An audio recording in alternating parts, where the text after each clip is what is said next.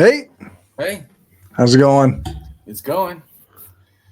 Yeah, I was just posting something about because I think that chiropractic stuff on the low impact stuff is not harmful. I Right. think. But I just watched a video where they put someone's like hips in this thing where so he can't move, and they grab your neck with a towel and literally jank you. And you see people trying to breathe Yeah. and stuff and like choking, their eyes rolling. I mean, Yeah. what the fuck? And so I wrote, because I normally, I don't go out of my way to go after that shit. It's just that seeing that and they're like joking about the soul leaves the body. And I was like, people died. Yes, true. Like not like in a joking way, but I mean, Nope, for real. have had a stroke from that and died. It's not, and also I wanted to say that's not science. Nope. No, it's science not. based. So I posted an article that said the research shows not science based. And I also posted an article said that yes, this can actually harm you doing this. It says the vigorous or whatever neck, can cause stroke. Yep. And so I mean, it's really harmful stuff actually. Like you say, like some of it you can say, okay, well maybe they help the back in a variety of ways or whatnot, and like you say, low impact. They're not. I right, because I would say muscle manipulation in a sense, Right, or like when they almost the massage stuff. Yeah, exactly. Well, I believe in massage actually more than chiropractic. Yeah, me too. If I had the money and I can only go to one of them, I guarantee it's massage. Yeah. Anyways, for sure. So I'm not trying to say that there's zero help from a chiropractor. Like I said, in the low impact, in the putting that kind of just twisting your body, or Yeah. But when they do shit like that, it offends me. It's like watching someone literally be hurt, and it's gross. And when they do it to animals or children, it makes me like actually like angry, like to watch it. Yeah, like, right. That's what I'm saying. Yeah. So you know me, I try to. I really, like I say, it's not try. I try to. I have all these things I care about, my values, right? Yeah. And I'm trying always to focus on, getting this certain stuff done. Like say these 15 videos. I'm trying really hard to do this. Yeah. Sometimes it's hard. Yeah. Well, because I know it has an importance. Certainly to me, if you understand, like you already do, that if you see it how I see it, how Damien sees it, it really removes the religiousness of it, the spiritualness for of sure, it, and just puts it in culture. Yeah, for sure. And so there's a benefit. I'm saying that it's hard sometimes when I'm trying to focus on that fantasy shit that I'm trying to deal with. And then real life stuff. Like I said, I just watched a video and just watched this person almost dying, and they're like laughing. That shit is not fucking funny. No, it's not. It's not like, oh, well, it's good for you, so keep doing that. It literally is not. So I mean, yeah, for sure. But I also feel like this is also important too, because it's us. Well, I shouldn't say us. It's people who want to be more rational or even skeptic or whatever, to have like critical thinking be of value to you. Let's just put it that way. Right. Not everybody has that value. Critical thinking value, not everybody. Yeah. No matter what the hell, which side or anything that they call themselves. I've heard scientists where I'm going, seriously, what the fuck? And then, because just like I was going back to say about free will and determinism real quick. Okay. So determinism makes an absolute claim, right? Yeah. And one of the problems I have is when you make an absolute claim that things happen from things, that sounds fine when you leave it in the realm of things. Sure. Like as in non-thinking things. Thunder doesn't have a mind of any kind. Yeah. Whether they think there's a will. I'm just saying there's no mind at all. There's nothing. There's no other. In other words, like the mind is a secondary factor, even if someone's a determinist, has to be, right? Because someone's going to make a choice, whether or not you feel it's compelled by something. That something still is going to do something ridiculously all over the place. Chaos theory tries to define or whatever, but it's doing all these things, right? So it's operating in the world. It's going to have secondary effects than just the thing itself. You know what I'm saying? Because it has a desire outside of whatever, just in other words, like say like there's no desire in a sense in a lightning strike. Right. You get my point? I'm trying to say. Yeah. So I feel like, to me, when science makes harder claims about that, well, yeah, that's not a thinking. When they say it even about an animal, I have more problem. Sure. Not just humans. I'm not even talking about humans and free will. I'm just talking about in general. When they make claims about animals as if they're somehow things and not beings, I have an issue. Because I listened to your one show. I try to listen to your stuff. The biggest reason is because I want to promote you. I do believe you have value. And I feel like, that what you're working towards is a goal similar to what I'm working towards anyways. Right. So, I mean, yeah. I appreciate That's probably why we've lasted so long, too. Yeah. Yeah. It's not really that contrary. Yeah, for sure. So, I feel like in your one of your last videos that I watched, it was talk about scientism and Mikhail Bakunin or whatever his name is. Yep.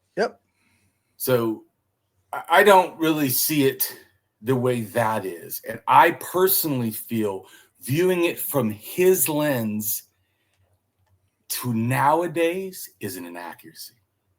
In his time, we didn't know some of the scientific proofs we have now. It was a lot of guessing.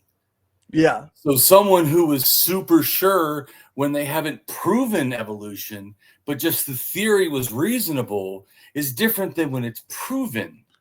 You see what I'm saying? Yeah. Or it's different than 100 years after it's proven.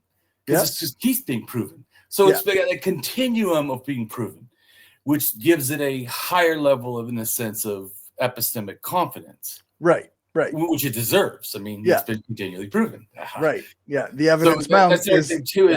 I feel like some people, scientists included, are not really philosophers, or if they are, they don't focus on the philosophy of science. Right. Because that's its own, just like the philosophy of religion. There's a way to understand and do things, just like I've kind of taught you already, or everybody, is that a comparative looking at religion, not as I'm a believer, not even as I'm an atheist going to challenge them, but looking at them, are they different? Right. Are they similar? Yeah. How are they different or similar? What could be similar or related, and how could that have moved in people and cultures, moved as ideas? You know what I'm saying? You start looking at it in a more scientific kind of a way. You're critical thinking and breaking it down. You're looking at the actual facts. We're breaking it down. That's what we're doing with the turtles. Right. So to me, I feel that when someone says scientism, I feel that depending on what they're referring to, because I feel like if you put it like it's a general thing, then you're the one who's committing some sort of a thinking error. But when you put it towards the specific, then it can be an accuracy. Well, in other words, if you say all science is untrustable, that is horseshit. Obviously. If you say that scientific articles have a tendency to be 15% horseshit, now that's an accuracy. So anyone who says this now, I've never heard a scientist say articles are 100% true. Right. Now, if they did, that would be a specific element of scientism. Yeah. You get what I'm saying? If you try to make a blanket claim, it's almost like scientism is an ideology, right? Like that's the thing. Manning, though, but you get what I'm saying? Because it's an element that can happen in thinking. Yeah. It is not like a universal religion someone believes. And I know. Well, but it is for some people. Like it really is. I was going to say, but that's actually more back then. Well, but even now, like you get your Sam Harris's, and they believe in what they think is science, and they but that's the problem right there. But they don't. But that's not an attack of science. No, that's an attack of Sam Harris and his. But I already know. But Sam Harris's problem is way beyond.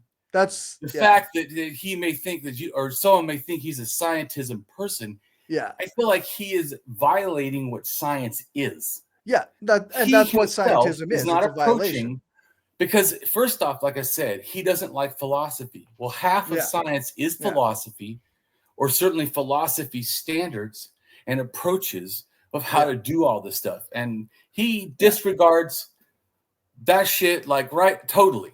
So in a sense, I would say that is a form of scientism, feeling that he doesn't need philosophy, which is literally the shit he's using to try to debunk philosophy. Yeah. Yeah, that's absolutely right. Yeah, that's right. So, and there's an unfortunate number of people who use the veneer of science and while also eschewing like the philosophy of science or like actual critical you thinking. Get what I'm trying to say, though, is he's actually not doing anything related to science, is all I'm trying to say. Yeah, that's science does not reject philosophy. Nope. Go look up the philosophy of science. This is well documented. Most of the rationalism, skepticism, empiricism, these are all philosophies. You know, how you get truth, even scientific realism, which I agree with. And actually, I think it's 78% of philosophers agree with, and probably about 89% of scientists agree with. Yeah. Yep. For right. Sure. So massively a correspondence thing that keeps being, in a sense, agreed to. And that is a philosophy, the understanding of that. Because one of the things they have in scientific realism is the miracle problem. Like, if science is not doing and is not trustable to get to proofs and truths, then what is your excuse for all of its accuracy? Right. Miracles?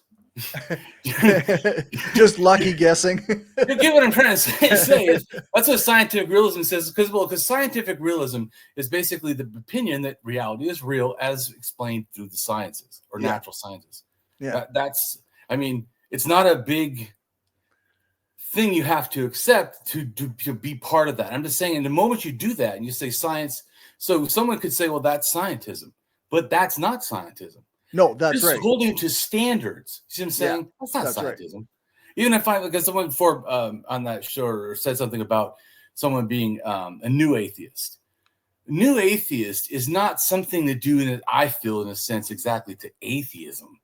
It's a new atheism is a behavior that was associated with a group of atheists. That's or right. A type of thinking. Yeah, absolutely. Anyways, you know me, I like to break things down. So yeah, but it is important actually, because like you say, like whether you're talking about the new atheists as a segment of atheists or scientism as like an ideology that is kind of related to but not really science, like these are still, it's an important distinction, and we do have to make that distinction when we talk about them. Correct. Right. And so I feel like that people act like if you're really adherent to science, that itself makes you a scientism. That would be like saying that Damien must be a philosophyism because he holds to philosophy so strongly. right. Or say I'm rationalism because I hold to rationalism. So I say, yes, I am. Of course, it's the same. It's the I'm same just making a comment that. Yeah, I feel like it has a credibility that's overblown when people talk about it, because I find even Sam Harris, his incidences, even if you can say of scientism, is what's so bad about him, right? What's so bad about him is his political thinking.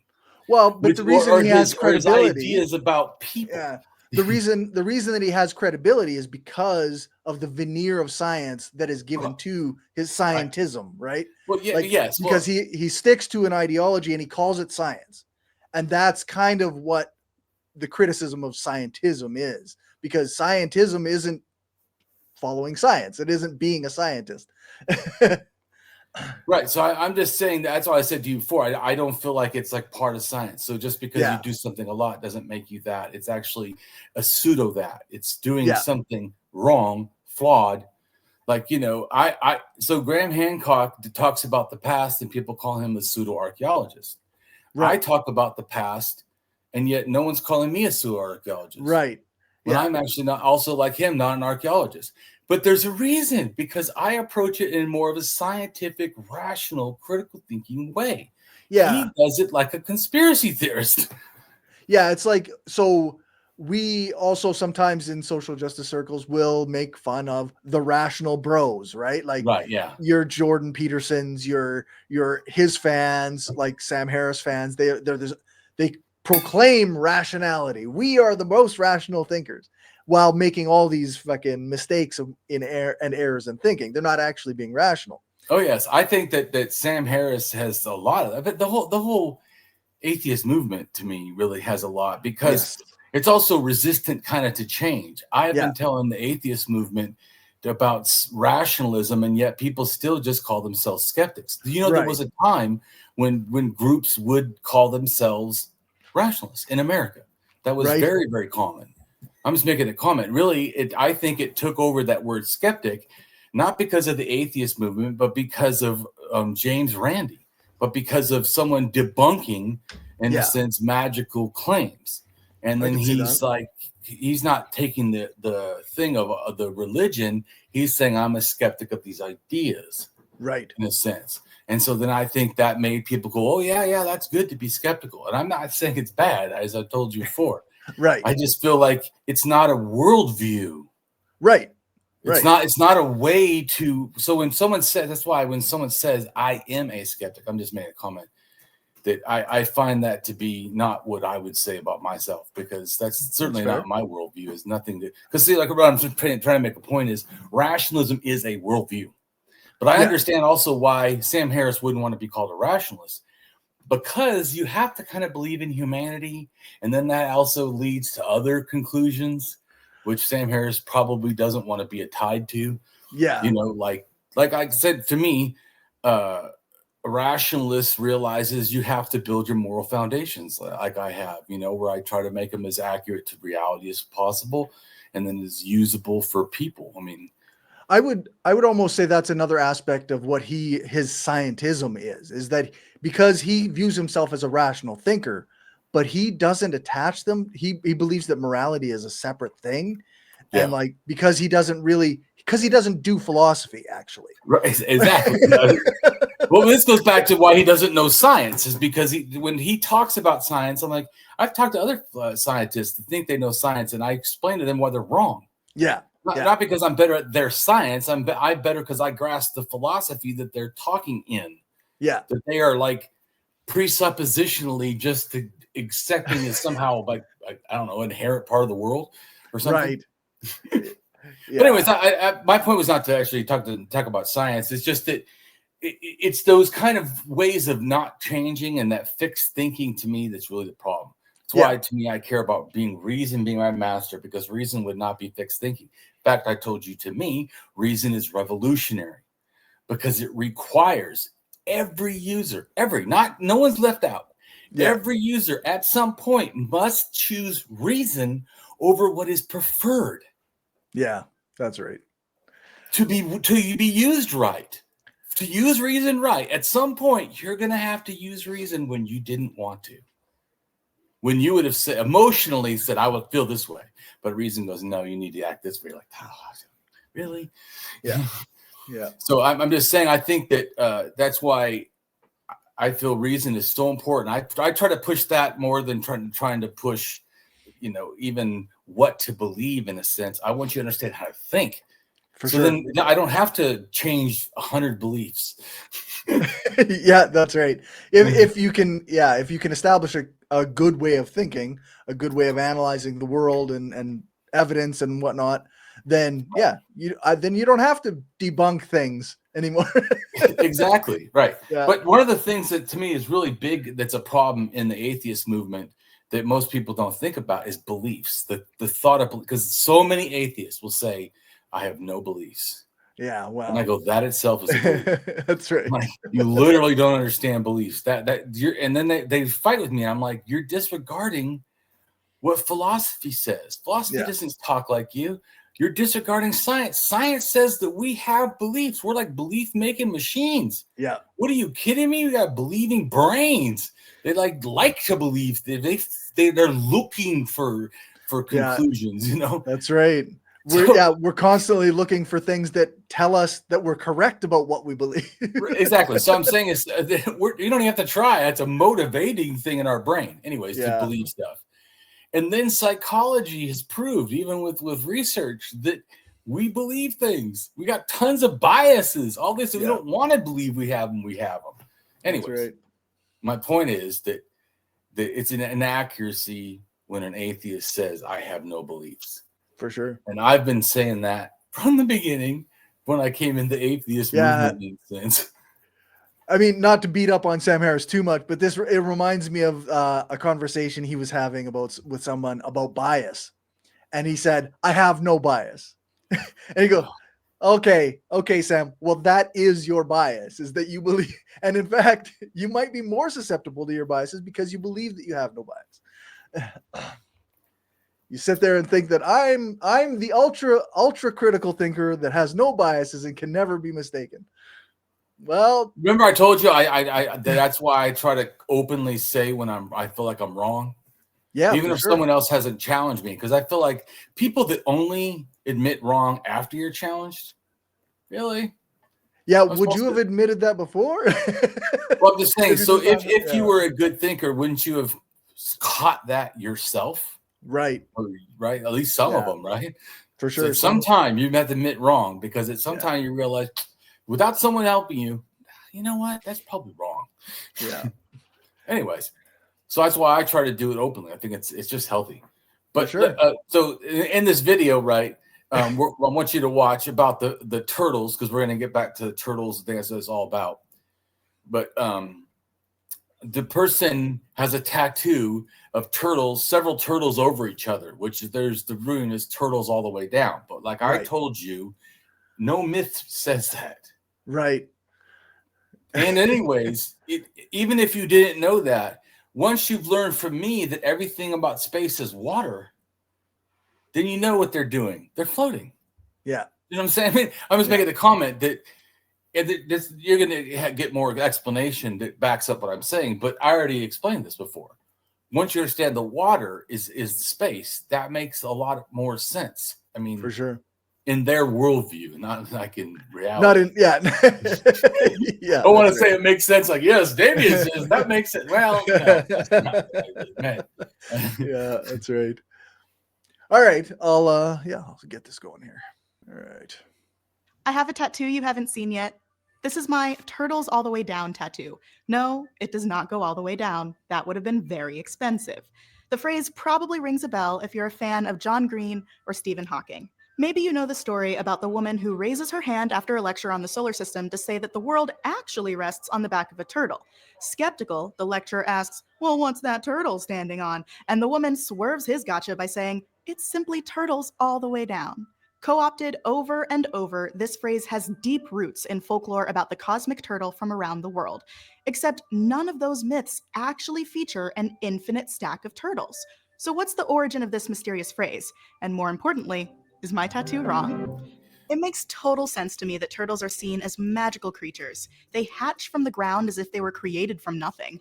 Most of them can walk on land and swim in water, and they move like they have all the time in the universe to finish their business. So many cultures saw turtles for the deserved story divas. Pause for a second. So I think that the natural world, once again, they look at the natural world, they see a creature that's able to live long. A lot of animals actually die pretty young. Humans live kind of long compared to animals, right? Most people get a pet and the thing dies, right? Yeah, for so sure. the thought of something like outliving us, would be impressive. Just making a comment that they're in a mystical, animist thinking. This is a special animal. I mean, what else does this? Yeah, for sure. Especially like you would think, like if you saw a turtle that lasted like generations, like 3 or 4, like this was alive when my grandparents died. Exactly. So yeah. I'm just showing you why things, to us, it seems bizarre, but how in a magical thinking, when you look at it, this is a different animal. This is doing something that it also goes, the water is real important. So the beliefs, in a sense, I'm talking about stuff that ended up leading to mythology and then religion or whatever. The beginnings of them, when they're just starting, I think that they're really closer to the natural stuff. Right. And then as it reverberates out, it just gets more in different cultures. It just starts morphing and morphing and morphing. That makes sense. Because in a sense, also the cultural pressures, like Siberia doesn't really have turtle beliefs. Well, there's not really turtles there. Right. So it's not surprising. I There guess, literally yeah. is no reference. It's pretty tough to have a turtle myth if you have no turtles.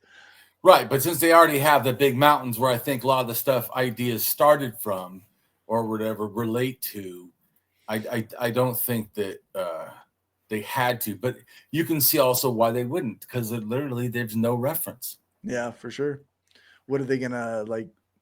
Yeah, Yeah, what's a turtle? they'd have to completely come up with a new creature out of their imagination. So, exactly. Yeah.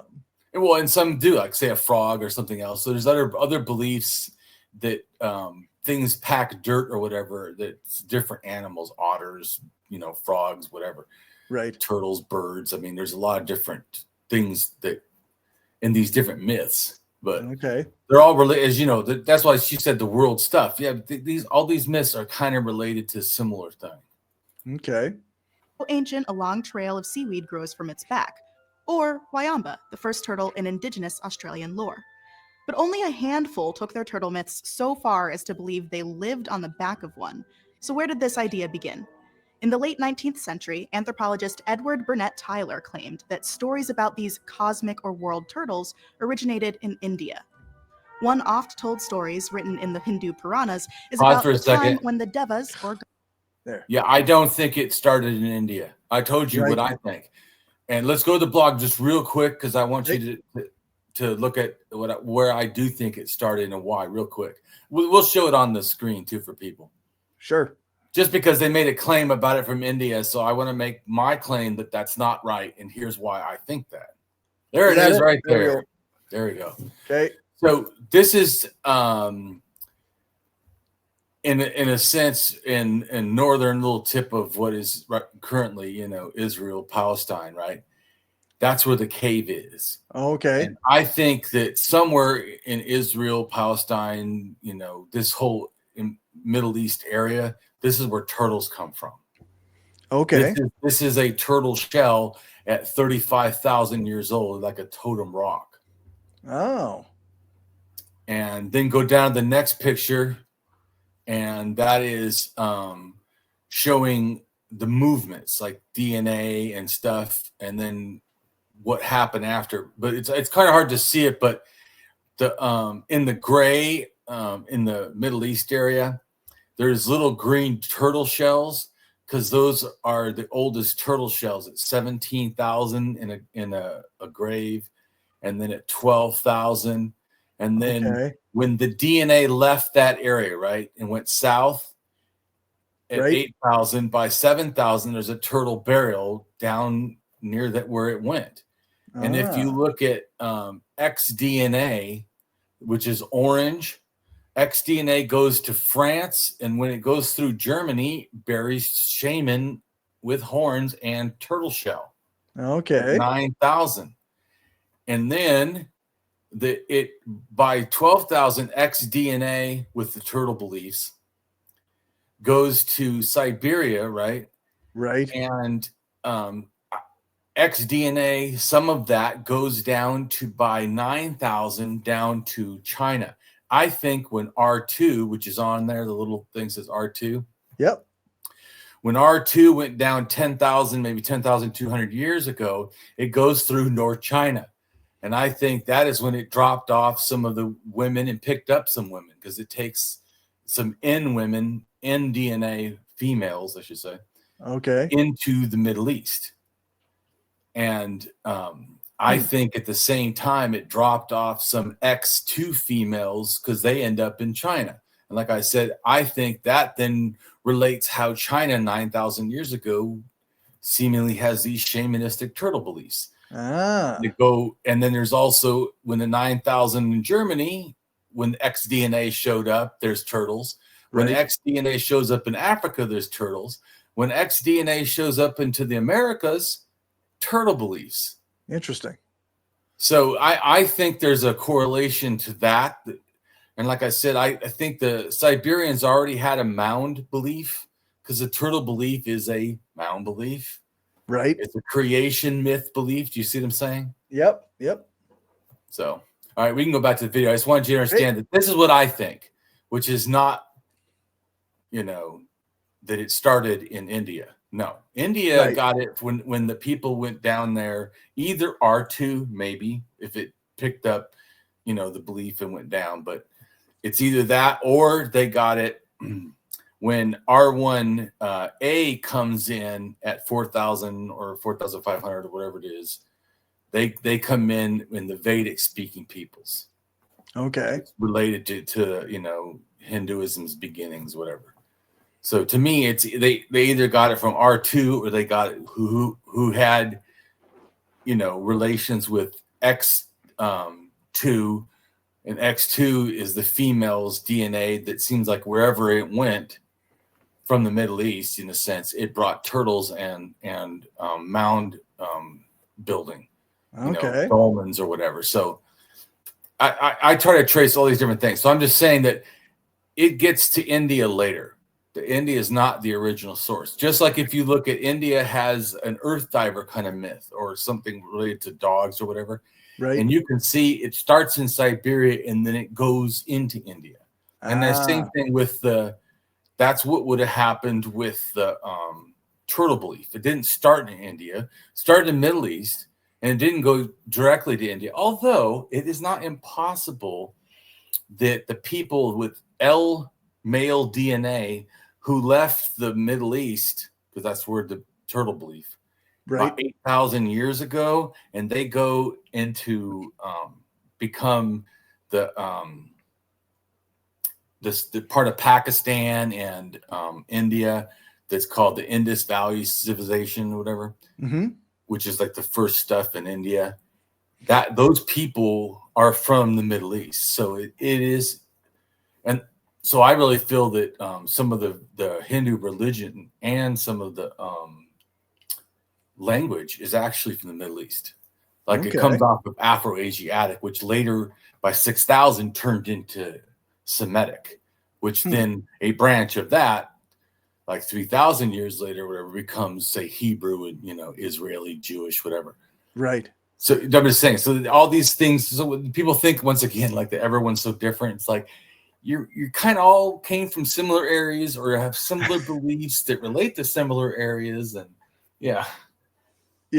Again, you're just evolving on a theme that you've adopted from somewhere else. Exactly. So as I was saying is, they say in here that person thought that India may be older than some other ones. I don't know, but not the first. Certainly is not where it started. Okay. Not at least not where to me the facts. I'm looking at what the people movements and then how they're burying turtle shells. Right. That implies like they have turtle belief systems or something related to turtles. Something, yeah. Even the archaeologists with the rock that's shaped like a turtle, they're saying it's some kind of totem. They put it up in the corner. I mean, right. It means something. For sure. All right. Gods were poisoned and all life was threatened. Vishnu the Preserver devised a plan to retrieve the elixir of life from the milky primordial ocean. Step 1. Convince our sworn demonic enemies to help us. Step 2. Uproot Mount Mandara. Last, you pause for a second. Now we know Mount Mandara is considered an axis mundi, which is the center of the world. The center of the world is also considered a pole or a tree, or on top of the mountain there's a tree. Right. Right. Or just a tree. Sometimes no mountain, just a tree. Sometimes just a mountain and no tree. But anyways, it's still the same thing.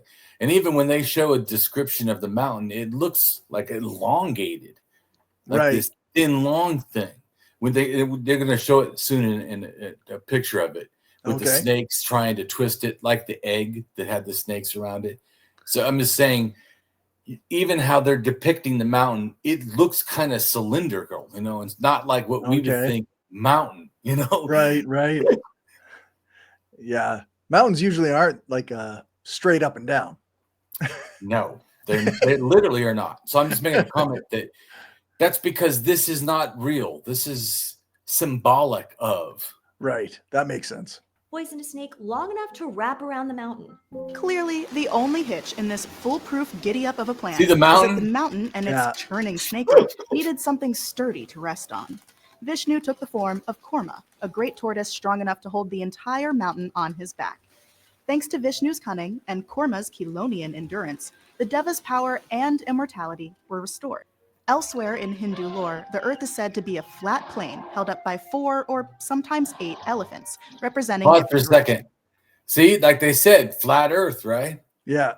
Yeah, which we've already talked about before. That all this stuff is about cosmology. You know, like what in reality, what Neil deGrasse Tyson does. Right. This is the fantasy version of that. Yeah, that's right. Yeah, it's their well, I guess they just didn't have the science, right? Well, they didn't have science, and these are explanations trying to give like scientific explanations, but it's just fantasy land. Yeah. And so that's what I'm trying to show you, that all this, it's almost like answers in Genesis. All these 15 videos are like how everything started, in a sense. You know, we're giving the answers of why Genesis and all this other stuff is just fanciful nonsense. It's all just stories. Right. And so people understand, even if they say, well, I believe a God, but you believe a God in a religion that said this is how it started. Right. Right? Yeah. Come on. You know this is not right. Yeah, for sure. Yeah. Unless they're going to stick with the flat Earth, because, you know. I know there's some people who do. Those people are wrong. They're very wrong. Yeah, for sure. Yeah. Each of the elephants stood on the shell of a great turtle named Akupara. Some even believed that the turtle was the cosmos. Earth was the turtle's bottom shell, people lived in its body, and the upper shell was beyond our atmosphere. In these Hindu stories, we see for a second. That's exactly like the egg, right? The upper shell, the bottom shell. Yeah, right? It's very much the egg. Right? You get what I'm trying to say? All these themes are really not different. Yeah. They're like reinterpretations of simply a similar myth. Yeah. Like you say, like, so you've got it, the egg, or you've got it inside a turtle, or you've got it on top of a turtle, or Right. It's kind of all still, you got your upper, your bottom, and your right. It's the 3 levels of existence. Yeah. And just like they felt that, like, let's just say I should say the Proto-Indo-Europeans, it's believed, had 3 levels of society. In a sense, they have like elites, and then in a sense commoners. I think it's slaves. So something like that. Maybe I'm not super good at exactly remembering everything that they believe, but it's something that. And the king is supposed to. No, the bottom can't be a slave. No, it must be. Maybe it's rulers, or maybe it's religion. Elites, religion, and commoners. Maybe that's what it is, something like that. Anyways, but the king is supposed to be all 3 in a sense. Oh, okay. Like a perfect king is a balance. Once again, you know, it's all about this like numerology somehow. That's like that one guy saying the prime numbers. Remember we did that video and he's like prime numbers. I'm like, that sounds like numerology belief. Yeah. Somehow numbers have some magical properties to quantify or do things or bring balance, or Right. No, they're made up shit like the rest of our language. Yeah. I mean, they're useful just like language is useful, but For sure. it's made up. It's not like some inherent thing we just find on the ground, you know? Right. Yeah. No, that's right. Even if no, that's right. Right? Yeah. Okay. Well, and you notice here it looks less like a mountain. It almost looks like a plant because it's like wood or something with like a flower on top. Right. It's much more tree-like now. Right. Yeah. I'm just trying to show you that people that think that I'm somehow like forcing it, I'm not. They're forcing it to different things, not me. Right. Yeah. when they draw it, yeah, they call it a mountain, but then they draw it to look like a tree. So you're right. It starts to not even look like what it's supposed to look like. But that's because it's not really the thing. Right. To me, like I told you before, once you understand that, that's why people laugh like, oh, your religion is just stupid. These are just concepts, just like your shit. Yeah. And in fact, like I said, most of the shit you believe kind of is related to this anyways. You just have a different version. Yeah. Yep. But like I said, I want you to get that that's why when you see it more critically, like critical thinking, you look at this and you go, that's not a mountain. Right. What the fuck? Yeah. If there's anything, that's not a goddamn mountain. You know what I'm saying? What the hell is that? Looks like a post or something, or wood. Yeah. Anyways, I'm saying, so that's why I was telling you, if you get a more when it comes to religion, to get a more not just a folklorist, which in a sense tries to be accurate to the things or something, or a historian about religion would also kind of go accurate, but to get to me a mythicist kind of thing where you're looking at it and you're addressing what is the myth really doing, saying how to, you know, I'm saying you're more analyzed. Why are they doing, like, why do they have the rope? Why do they do this? Well, does this relate to anything else? Like I said, then you start to see that they're the same thinking, which I think helps grasp, which already the DNA I show, you know, what's doing is moving to all these places. So it's not like, oh, well, how does it get from the Middle East to everywhere? Here's how, you know, or see, if you trace what actually happened, then you can really see, oh, that's how it happened. Right. Or something close to that. And so that's why I told you, I really want people to grasp how to analyze, how to think about this stuff, so that you can, when you hear it, it's just like if you hear a conspiracy theory about the moon, if it has all the similar stuff to the stuff you've already heard, the fact that they give it a new name, that doesn't, or flat earth, like if there's 50 versions of flat earth, okay, but it really is all about the earth being flat. Yeah, that's right. Yeah, and like, yeah, it's the protocols of the elders of Zion and white nationalism and anti-Semitism, you know, they all have the same root. Right. And so you can still point to him and go, those guys are Nazis. Right, exactly. Yeah. Not that these particular belief systems are related to that. It's just, yeah, when things are all connected like that and you can show it, then right. And when you can show it and you start to realize, oh wow. And that, so you could look at all these in a sense from a perspective of folklorists, right? Would look at all this and see, not the way I'm seeing it. They would just see, oh, look at, they have that, just like those other people have that, but they're not making the connection.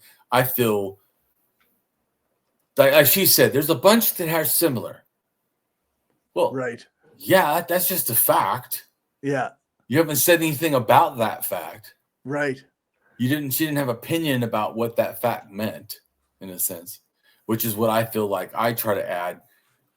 My approach is to analyze this stuff, to think about it critically, because sure. I really wanted to know. And so it doesn't help by just guessing. Like, that's how I feel like when we're talking about going back to Sam Harris and other atheists. Especially ones that are new atheists, they think they already know religion. It's right. Simple. It was made to control. You know, that's it. Which that's not it.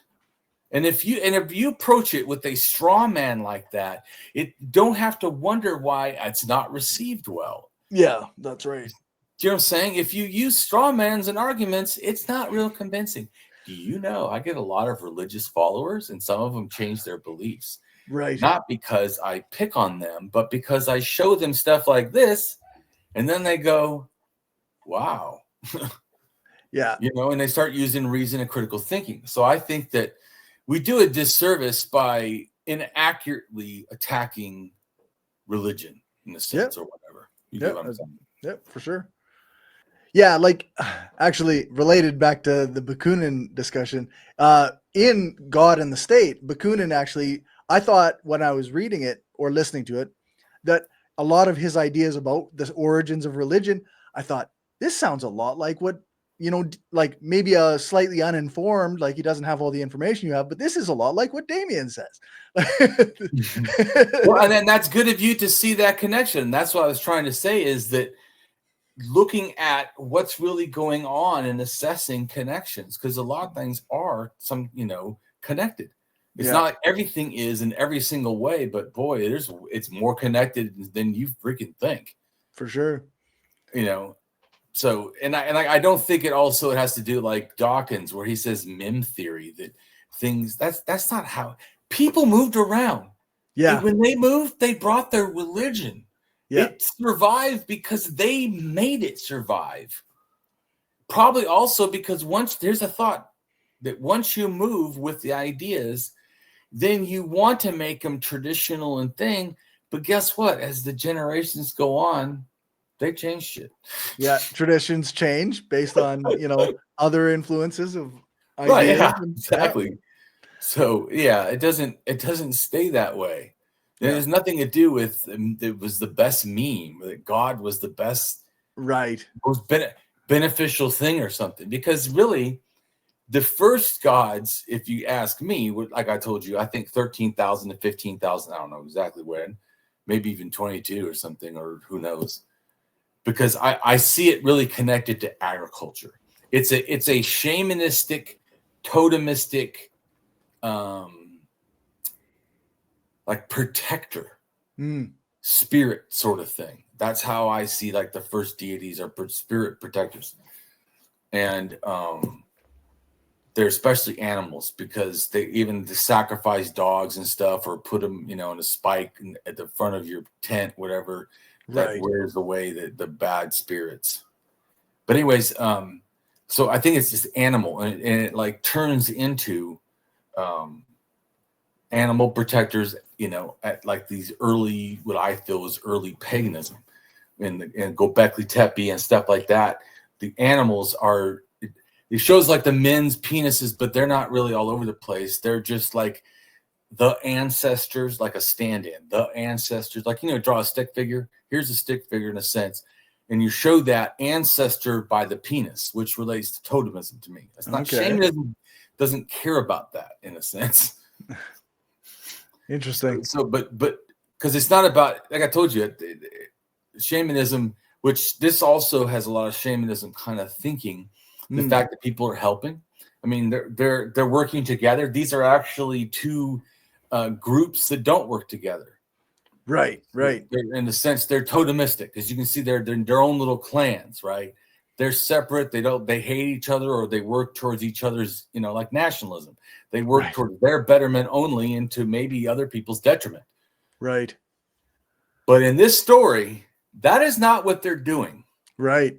They're doing, socialism or communalism, or, whatever of some kind, because they're working together to get something supposedly achieved. And the achieve was that the divas, I think, can go to heaven or something, I don't know, whatever, but get their magic back or something.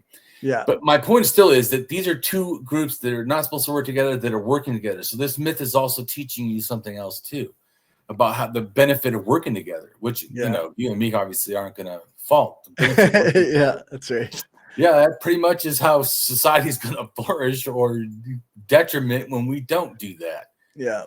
But anyway, so but this already is also, like I said, is showing a clan mentality where everybody is wearing the same face mask or similar clothing or whatever. It's already segmenting people, which, if it was just about their desire to dress, that wouldn't bother me. But it's not. It's hierarchical horseshit. Yeah.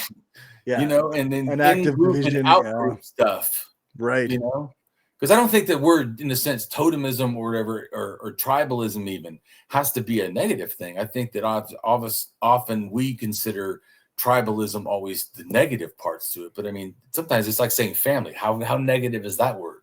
Right. Yeah, exactly. You know what I'm trying to say is, I once again don't strawman it. There are things that are good and things that are not, but are connected to that term, I'm saying. Yeah.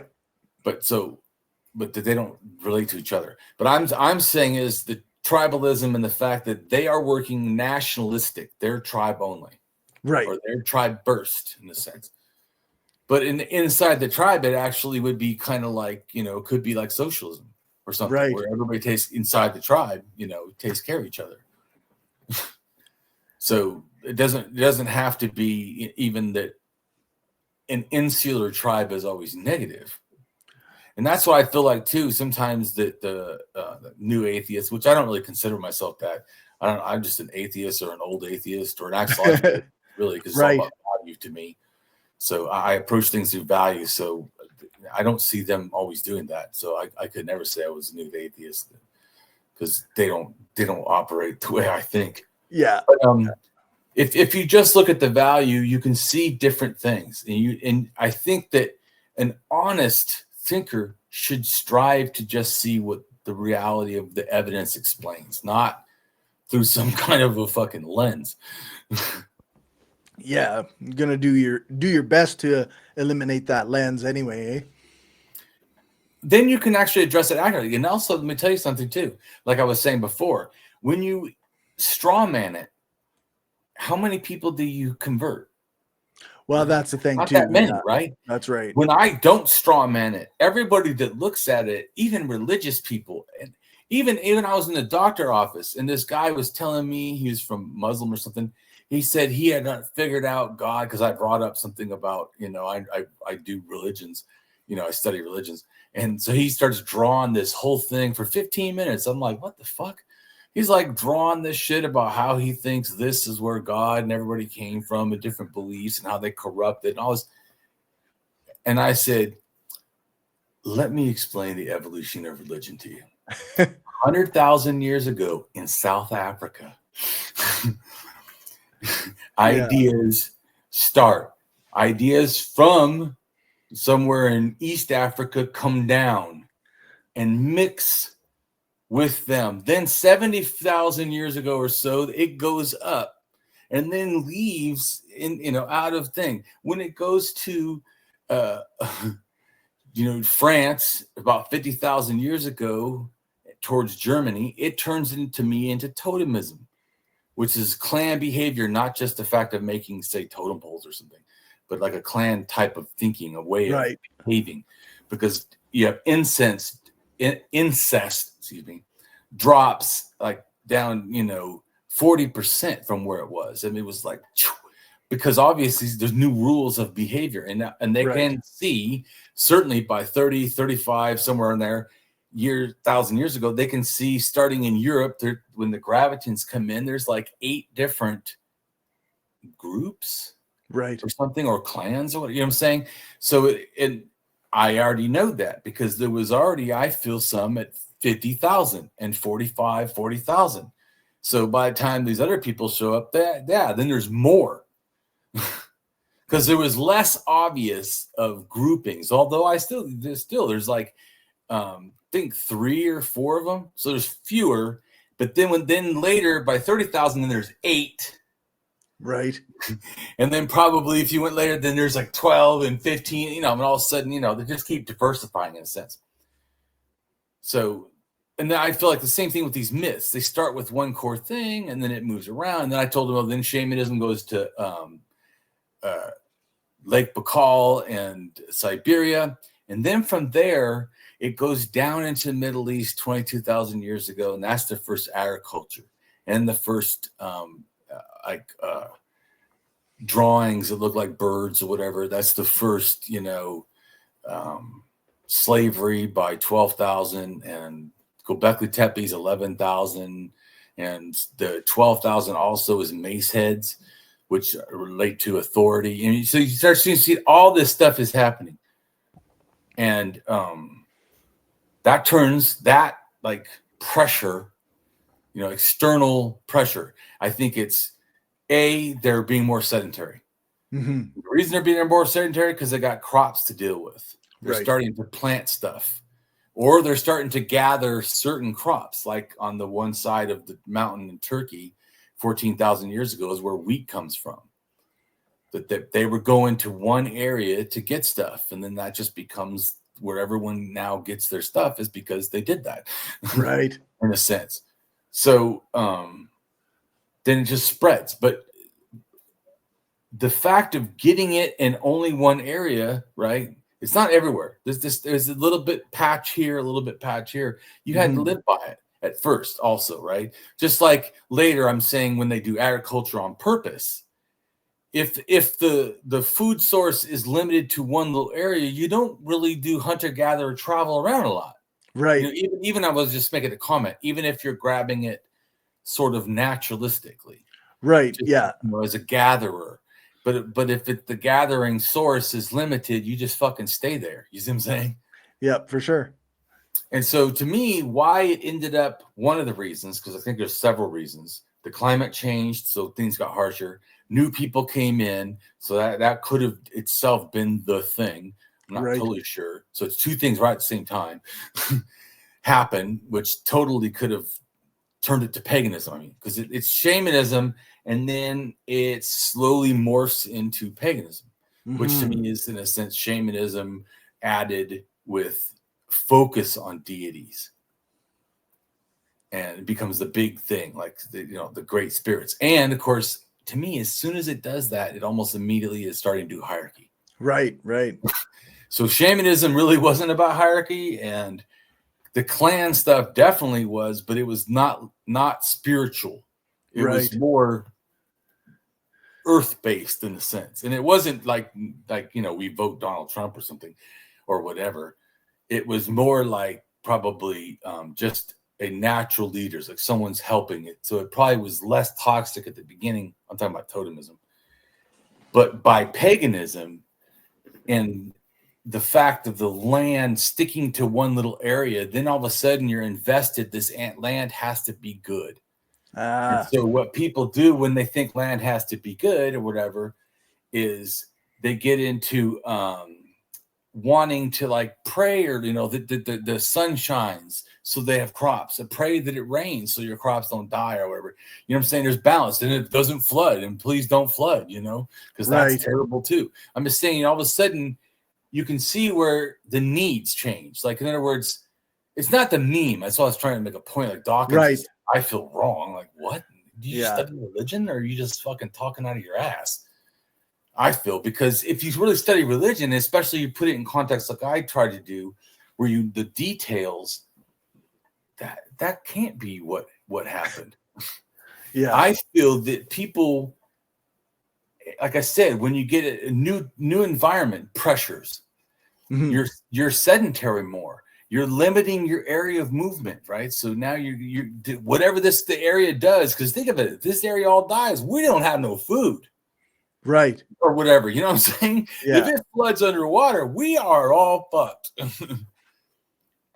So I'm just saying that all of a sudden that brings new pressures and fears that as a hunter-gatherer you don't have. Hunter-gatherers do a lot of, like down in Africa, the Hazai people, they spend a lot of their time relaxing, smoking dope, eating honey. I mean, they're like just chilling.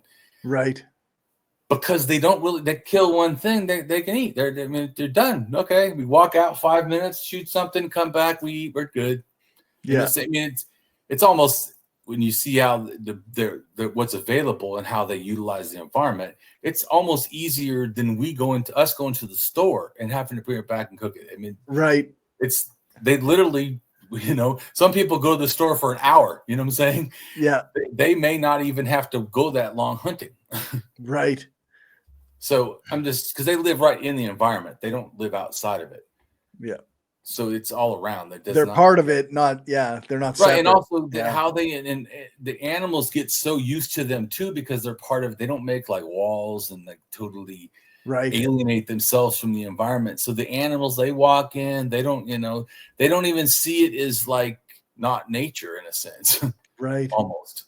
Compared to like how, we structure our society. I mean, for sure. Anyway, so, that's how I feel that, like this, the reason it ends up with all these, gods and stuff, it really is all these pressures that were new, I think, that turns shamanism into paganism.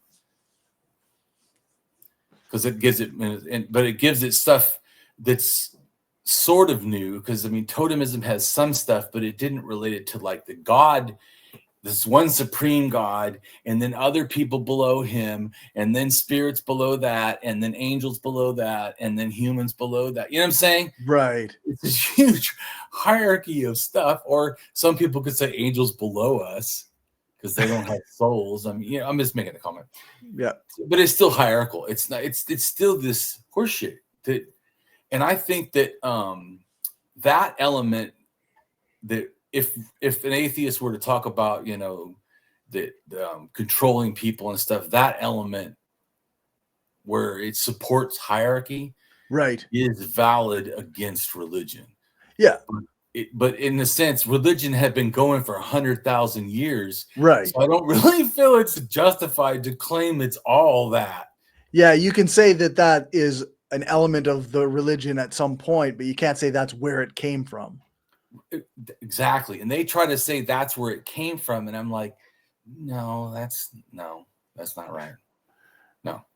Yeah. Exactly. No. And I have, I guess, a semi anthropological or archaeological perception, or historical also, in a sense, way I look at it, which is probably not what most atheists, you know, especially new atheists, would ever do, because to me, like I said, it's I feel in general that it's a lot more about picking on religion and making fun of it, which to me I don't think is bad, but then don't say you're a serious movement.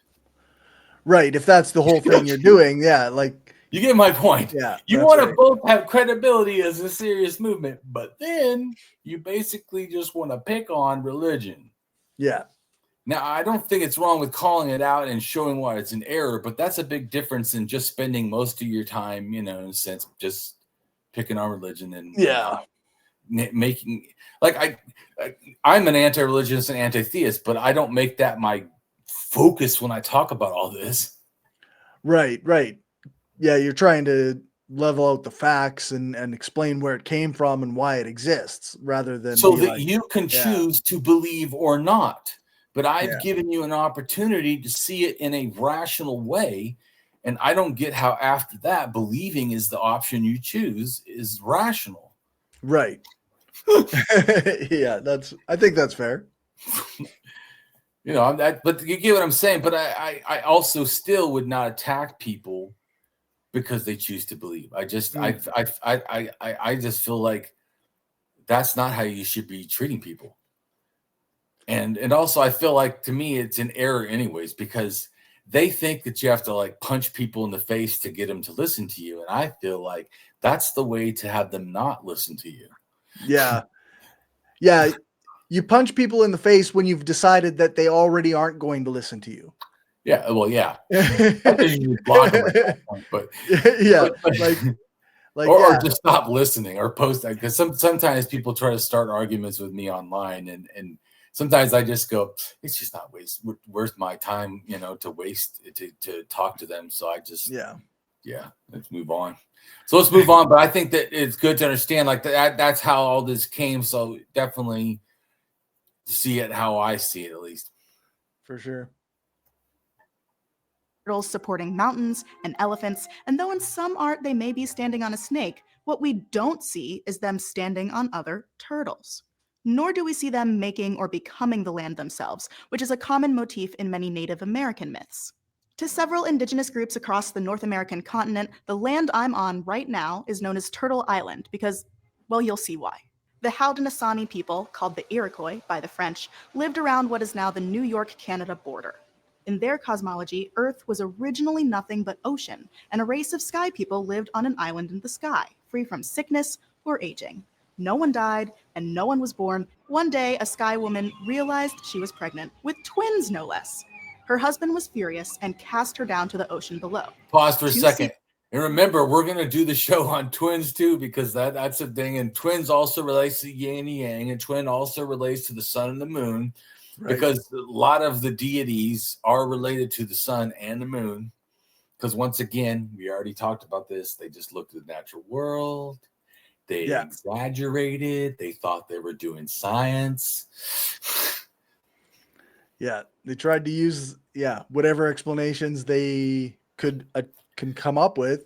Right. And so in fact, I wrote that in my book that I'm working on, that I feel like there's it's called the meteorological or naturalistic whatever approach that sees that they just took, or that religion myths evolved from much simpler, just like misunderstandings or trying to understand natural events or explain them.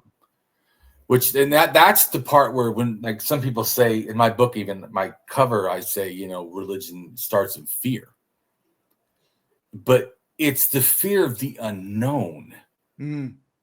I feel that that's why all this explanation, Corey, why do people, just think now, why do people want all this nonsense?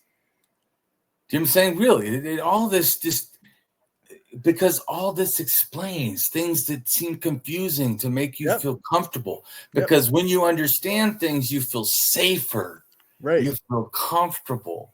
So it does have that. And people say, like, religion makes people feel comfortable. It does. But so does drugs. I mean, so does, being delusional. I mean, it's a great, thing to have denial. If you could just deny your life, is like capitalism. Seems like most people just deny it and just operate as if it's not going on. Yeah. But is that really a therapy that we should be like promoting? Right. Yeah. It's not particularly helpful. Right. So the fact that something happens and even can have a somewhat beneficial effect. Denial is a great effect if you're living in this fucking hellhole of capitalism. Although if we all do that, guess what happens? We all end up still living in capitalism. No one's ever going to fucking get out of this. Yeah, that's right. If we all think it, just like someone said, I watched the news right before I always watch it because it just horrid, but I watch it in the background while I'm doing other things. But the news says there was a drop in Trump's, approval rating, right? And they said his approval rating is now down to 46. I thought, how in the fuck is his handling of economy right now at 46? That just shows how fucking insane America is. Yeah. That he could have one that high. 46, that's like half the country practically. Are you high? Yeah. What the fuck? Oh. Yeah, it's pretty crazy. Like yeah. So I don't think that this is something like this. My point is, looking at these myths, right? You could make fun of them. Look what they believe of this. They want to believe.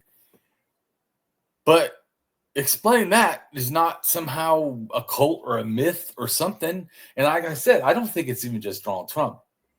Why don't liberals grasp how toxic America is? I mean, which is funny because they'll say it's toxic, which is interesting to me. A lot of Democrats that wherever they'll see like racism and sexism and homophobia and all this stuff, and yet still think America's great. I'm like, you just explained why it's not. Yeah, that's right. Anyway, I'm just making a comment that it's I don't know how you or like be okay with Joe Biden going, yeah, I'm a capitalist. I'm a proud capitalist. How's anybody a proud capitalist? You know what a proud capitalist is? Wait for it. A fucking dickhead. So Joe Biden said, I am a fucking dickhead. Yeah. Because anybody who says they're pro-capitalism to me is a fucking dickhead. Yep. So, I mean, but they would get mad at that, would they not, Corey? Oh, yeah, for sure. But here's what's crazy. If I explain all the things about capitalism I don't like, they would totally agree. Right. And then how could they agree that someone says they're pro that is not a dickhead? Anyway, I'm just saying. So all I try to do is, I guess, unlike I feel the new atheists sometimes get like almost this, they think they're like a religious authority where they like, I'm on some fucking thing and I can look down on everybody. And I'm like, you see this but you don't see what the governments and state do. You don't see what racism and sexism, and how about capitalism? I mean, you don't see. So I feel like it's a pseudo intellectual in the fact that they think that they're more than they are. Like even if we grant that they're experts at religion, okay, but you're not really, because we're already explaining they don't know all the shit I talk about. Yeah. So they're not really that great at religion. So, but their disbelief or whatever. So because generally, to me, what the new atheists focus on is really three religions. Really, it's Christian first, and then Muslim, and then Judaism. It's Right. And maybe if they get around to it, Hinduism, but that might be stretching it. But I feel like it's mainly an anti-Christian and also anti-Muslim sort of movement in a sense, more than atheism. Yeah, no, for sure. And in fact, I might even say that it's mostly anti-Muslim because no, I think it's anti-Christian too. I think the only difference is we as a society, when someone makes tons of fucked up shit about Christians, we think it's funny. Where when it's saying about the same thing, I'm just making a comment. I'm not saying they don't do stuff against Muslims, but even to act like they'd say that it's great that Christians should be eaten by lions. They say, but you look at Dawkins and them now, and they are fully like saying, well, I'm a cultural Christian. Many of the new atheists have converted to Christianity now and are still anti-Muslim.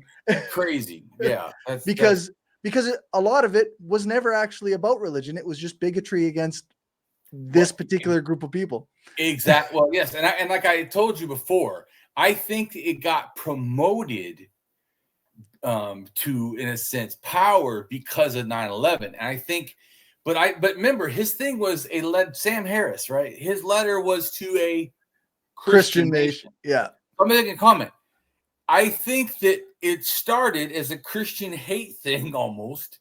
And then as soon as 9/11, it goes, oh yeah, let's hate the Muslims too. But it saw them as a different thing because Christians are already here, but Muslims could come here. And so it's a different, other threat. It's an anti-immigrant thing too. Yeah. Right. So I do think it became a kind of almost like Trump. Let's keep them out. Yeah. And and you get Harris making the argument that Muslim nations should be bombed and stuff, like in his End of Faith book. Like, right. So they're morally repugnant. Here they are trying, in a sense, that's what I was trying to say. They're trying to say some sort of moral superiority while they act morally repugnant. So yeah, that's right. Yeah. Your analysis obviously didn't go far enough to yourself. That's right. Exactly. Which it just shows a shallow thinker. Yeah. Yeah. Very, very pro like status quo in every way, except like, hey, maybe the Christians shouldn't be in charge as much. Yeah. But I mean, if they're cultural Christians, they want Christians in charge. Well, that's so weird. It's so weird the way like Dawkins fully like calls himself a cultural Christian now. But I heard his personal opinions that he thinks that, him being touched as a boy sexually by a man was no big deal. So if it happens to another kid, I mean, it's not really that big of a deal. Yeah. What the fuck? I mean, anyways, I don't want to go all about him, but I'm just saying. For sure. Yeah, just because someone's an atheist does not mean that they're, Yep. No, and everything. Yeah, that's 100% right. Plus, he's against trans people. It's like, dude, this is not a new thing. That's why he's a cultural Christian, because he's against all that stuff. Yeah, cultural Christian is a new thing, dumbass. Religion is not like just 2,000 years old. Yeah, that's right. They didn't invent fucking morality or anything else. Yeah, for sure. Anyway, let's go on to the thing. Sure. Birds caught her and enlisted other animals' help in finding her a more stable place to rest. Another simple plan was hatched. Collect a fistful of mud from the bottom of the ocean and use it to make a continent. The first part, at least, was easier said than done. Several animals bravely attempted the dive, but it was the toad who succeeded, gathering the mud in the holes on his back. The strong and steady turtle had the animals smear the mud on its back, and the mud spread as big as a continent, and Sky Woman gave birth to 2 sons, Sapling and Flint. Together, they made the sun, moon, and everything else on Earth, all thanks to that selfless turtle. The Ojibwe, or Anishinaabe, in the Midwest tell a similar story that incorporates another recurring mytheme, the Great Flood. In order to rebuild the world after the creator god destroyed it, a man named Nana Buju convinced the surviving animals to dive beneath the floodwaters and grab some mud. All of this mud stuff is a common trope in mythology, by the way. They're a recognized category of creation stories called the Earth Diver myths, with examples across the globe. I just like the fact that she's agreeing, right, that all of it's all around the world or whatever are connected. So yeah, and I said the turtle relates to the Earth Diver, like, you know, so she's like, in a sense, validating what I talk about, because that's what I want people to understand. Like I told you before, I don't want you to believe me. I want you to understand, because once you understand, it's not what Damien believes. Damien is explaining what the myth is, and then I'm showing you how it relates. Yeah. So what do you think about after talking about that?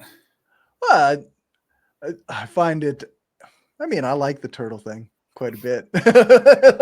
Like, I mean, I never ever thought that it was turtles all the way down, because like you say, like they're swimming in space or they're swimming in the ocean, and carrying the land on their back. But but you now understand the myth a little bit more. Yep. Let's go to the blog. Okay. Go ahead and read the title. Yeah, so we got world turtle, cosmic turtle, or world-bearing turtle is a mytheme of a giant turtle supporting or containing the world. And then the next thing is my art and a picture of a real turtle that has dirt on its back. Once again, I'm trying to show you somebody probably just saw that happen or could have, and that helped them to get the mythology. Because like I said, they're looking at the natural world and then explaining things. Yeah.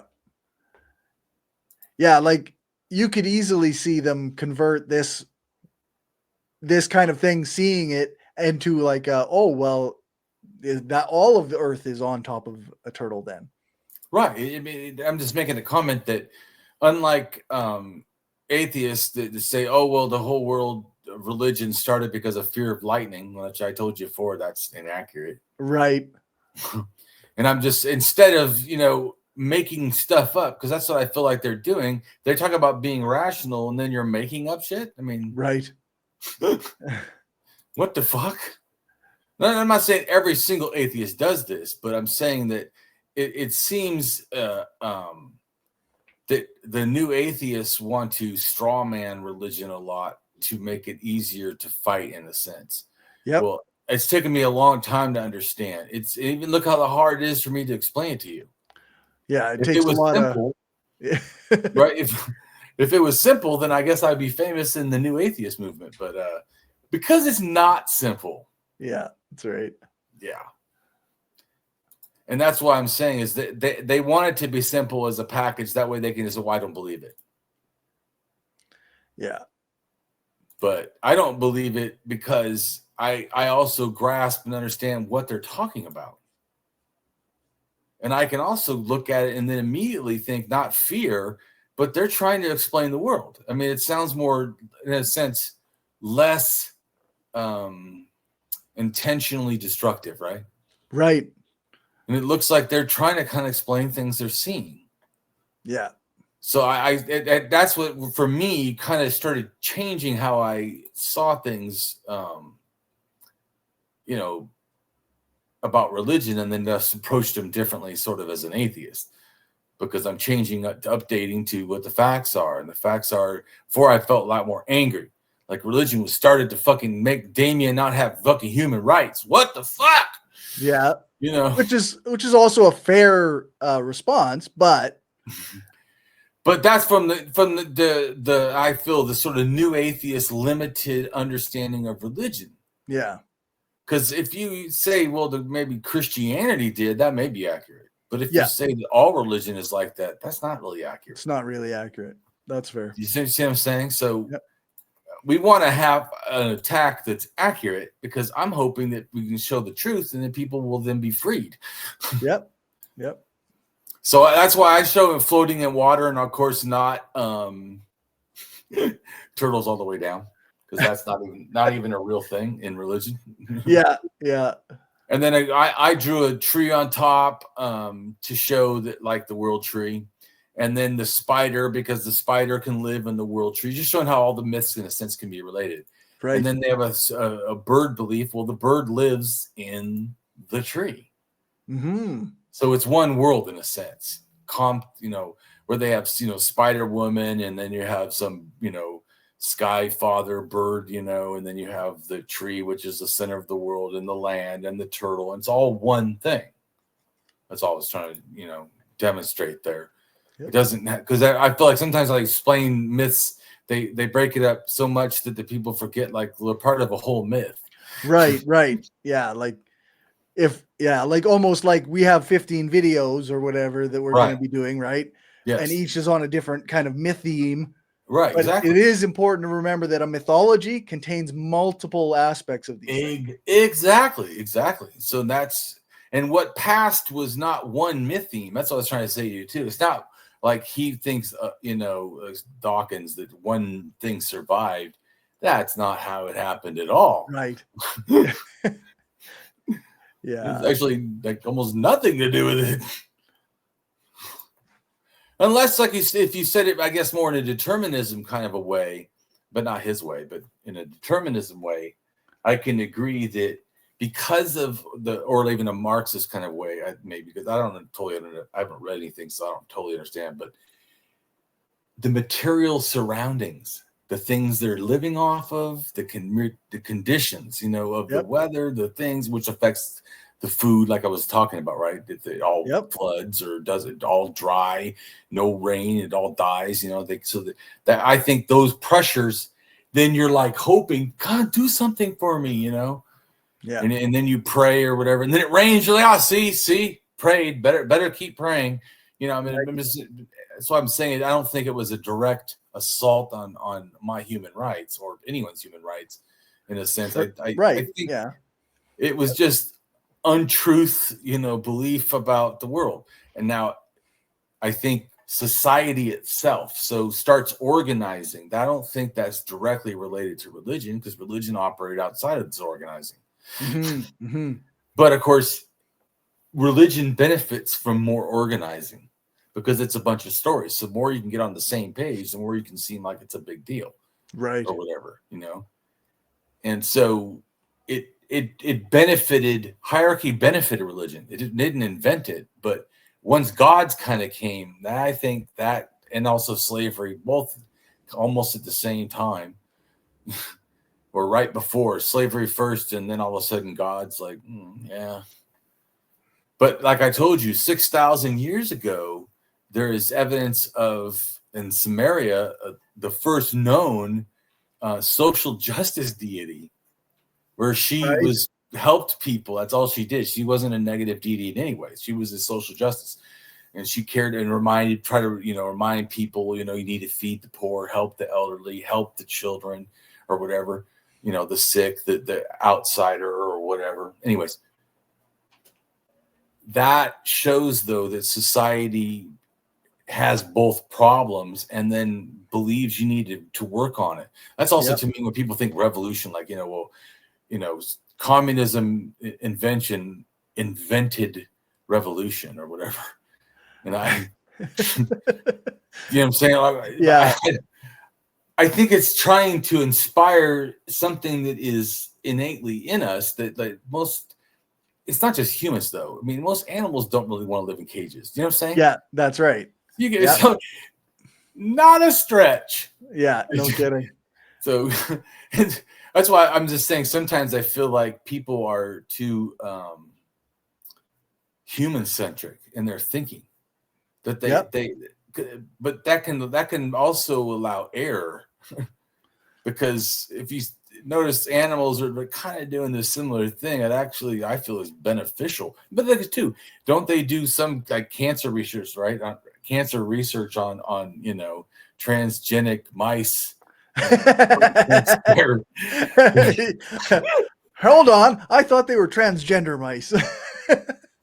Yeah, and he probably wait till that fool finds out he's a Homo sapien. Yeah, no kidding. Yeah, no kidding. I'm not a homo. Yeah. You do seem to have some issues, but you're still a homo. As are we all. Yeah. But that's because they're just completely uneducated. So I feel like there was a movement called Know Nothing or something like that. It was in America, right? Yeah. The Know and Nothing Party. His thing is very similar. They have like this outrage about not really anything particular, and but sort of a generalized hate and anger. And then Trump kind of like just points, and then they kind of just focus on it. It's not even like a consistent thing totally. Right. It doesn't have to be. Yeah. But that's what I'm saying, because it's like a form of racism that also is like anti-intellectual. So it's like stupid. Yeah. And racist. Yeah. Anyway. So when they conceive of these things, it's important. So the next picture is Turtle Island, right? So some people say, oh, it looks like a turtle. Well, that's also your interpretation. Right. But if you interpret it that way, like I said, you can tell it's floating in water. Yep. So yeah, the thought of it having to be on top of stuff, whatever, I'm just saying it doesn't make sense. And go ahead and read where it says Turtle Island is a name for Earth. Yeah, so Turtle Island is a name for Earth or North America used by some American indigenous peoples as well as by some indigenous rights activists.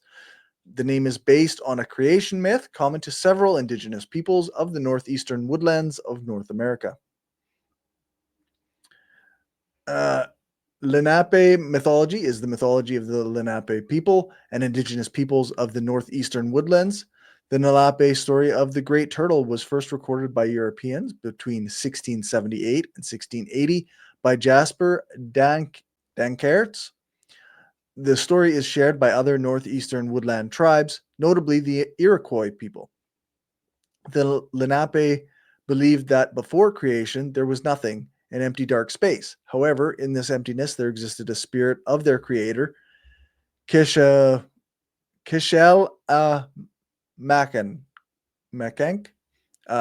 Eventually, in that emptiness, he fell asleep. While he dreamed of the world as we know it today, the earth with mountains, forests, and animals. He also dreamt up man and saw the ceremonies man would perform. Then he woke up from his dream and the same nothingness he was living in before, or to the same nothingness he was living in before. Kishel Makank then started to create the earth as he had dreamt it. First, he created helper spirits, the grandfathers of the north, east, and west, and the grandmother of the south. Together they created the earth, just as Kishel Makank had dreamt it. One of their final acts was creating a special tree. From the roots of his tree came the first man, and when the tree bent down and kissed the ground, woman sprang from it. All the animals and humans did their jobs on earth until eventually a problem arose. There was a tooth of a giant bear that would give the owner magical powers, and the humans started to fight over it. Eventually, the wars got so bad. That's a totemistic item in a sense. Right. It doesn't just mean totem pole. In a sense, totem is like a sacred object in a sense that has symbolic meaning beyond what it is. Right.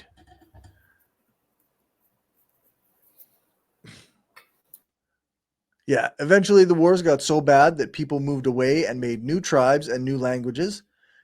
Kishel Makank saw this fighting and decided to send down a spirit, Nanapush, to bring everyone back together. He went on top of a mountain and started the first sacred fire, which gave off a smoke that caused all the people of the world to come investigate what it was. When they all came, Nanapush created a pipe with a sumac branch and a soapstone bowl, and the creator gave him tobacco to smoke with. Nanapush then told the people that whenever they fought with each other, to sit down and smoke tobacco in the pipe, and they would make decisions that were good for everyone. The same bear tooth later caused a fight between two evil spirits, a giant toad, and an evil snake. The toad was in charge of all the waters. Pause for a second. Yep. But you can see how this is also relates to hunter-gatherer beliefs and shamanism about evil spirits and things. Sickness is like evil, and then if you dig a hole in the ground and bury an egg and then pray over it or whatever, that the thing inside them will go away. Magic healing. But this also evil, that being kind of thing, that to me starts out kind of like a trickster. Then it becomes, which is not considered really evil, but like naughty, like good, but also, Okay. In other words, like, I don't agree with pranks. Me and my wife never do shit like that. I don't ever do that to people. I just, right. Yeah. I don't find I feel it's abusive. really funny. And I would never live in a relationship where I felt like I was going to be abused or that anyone else should feel abused because of me. Yeah. But a lot of people see pranks that are not nice, mean or whatever things is funny, right? And that kind of stuff is the similar stuff in a sense for the morality of these stories sometimes for tricksters. Mhm. It's harming people, but not totally that bad. Nobody like died. Right. It's always excuses, but like my abuse didn't kill you, so it must be okay. Yeah. But anyways, but I'm saying, but you know what I'm saying, how people see pranks as funny. Yep. They have prank fucking shows and stuff where they Yeah, I mean, April Fool's Day is a pretty popular thing, right? Right, yeah, right, exactly. So tricksters, and how I feel like in religion, are kind of like that. They play pranks more, Right. or they do foolish things in a sense. They're not malicious, not evil, kind of, you get what I'm saying? But Yeah. the sickness and stuff with shamanism, those are in a sense malevolent, at least in a sense, like harmful, and I think that ends up being evil. It's something, and because if you think of the person as a soul and sickness as a malevolent entity, you can see where, well, then the sickness is really attacking your soul in a sense. You start to see, you can see where, like, later Christians I'm talking about take this concept that wasn't exactly like demons always. Sometimes it was, but still it was not like the Christians exactly. Because Right. even some of the shamans may get demon possessed and then see that as an ability to get to the ancestors and then let the demon out of them. And they used the demon almost in a sense, which I know to a Christian would just sound like Satanism. Yeah, for sure. Or whatever, but I'm just making a comment about how, but they evolved. These ideas evolved. They kept evolving, but they're core element. That's why, for me, I can see how not just the myths do that, but then where the myths came from, and then how these larger religion thinkings, emerged. Right. Which, like I said, the reason I focus on it is because I think it's a positive way to show people this is just culture. And I also think the real truth is less threatening, really. Instead of us, in a sense, spending 3 hours just picking on religion and what's wrong with it. Yeah. Well, I'm just saying, making a comment that it's less threatening just to explain, like, here's the thing, and this is what people thought, and then almost anybody gets the same conclusion as, wow, they just looked at nature and didn't understand science. Yeah, that's right. Yeah. And so, but that is an easier sell, right? It's not as aggressive. Yep. In a sense, because we're not making fun of them. We're saying this is what happened. And in fact, opposite of making fun, the people at the beginning, I totally, when you don't know science and have no understanding of the world, and you are afraid and you're trying to explain it, whatever, you think from direct evidence. Yeah. Yeah. saying, a misunderstanding of it. Yeah. I feel some sympathy with them. I don't see that as, like I was saying about the new atheist concept of, religion was invented to, fool people or whatever. Yeah, no way. No. It does make sense. Like, especially when we speak of like the animism type stuff. Like, Right. I really can relate to like the personification, the spiritual nature of various animals and nature. And like, you see things and you go, okay, well, that's because that animal wanted to do that in this way that I can understand. And Right. For sure. Just like a lot of, drum circles or whatever, it's a circle, right? That may relate to the sun or the moon in general. Mm-hmm. They're doing a circle, but circle is also something that reindeer do. They Right. spin in a circle, and so sometimes for a long time, or we can even pass out, like do it like excessively. Right. It's weird as hell, like a cyclone. I've heard, because I was telling you before that it's why also, even though my goal is to, in a sense, debunk religion or remove its specialness, it requires me as a good thinker, though, to go and research how do animals behave, what is the world like where these people are making these beliefs up? Right. Because as soon as I realized, like you are right now, or have, that they're just looking at the nature they see in front of them and then making up the stuff directly related to that. Then it's not before, or at least how I conceived religion before, was that they must have just come up with these fanciful ideas like out of nowhere, sort of. Right. Where now I realize, no, it was way more primitive in their thinking towards stuff, or simplistic, where it wasn't this super myth making. It's more like, here's something I really see, and I think this explains something. So it's you reminded me of the circles. If you ever see like a bunch of like geese in a field, when they start flying, a couple will start flying in a circle, and they'll slowly get more and more flying in a circle until the whole group is flying in a circle, and then they'll start going in a particular direction. It's one of the coolest things you'll ever watch, actually. Right. That is cool. And so, but you get what I'm trying to say is that when you look at that, and then they dance, right, and on both sides of the continent, Siberia does it, and China does it, and the whirling dervishes in Turkey are doing it, right? Right. The Native Americans do it in circles, and it makes sense. It makes sense. Like, that's what I was trying to say is the mytheme, whatever. The core mytheme was very nature based, for sure, and that also to me helps you understand that it couldn't have been in cities, right?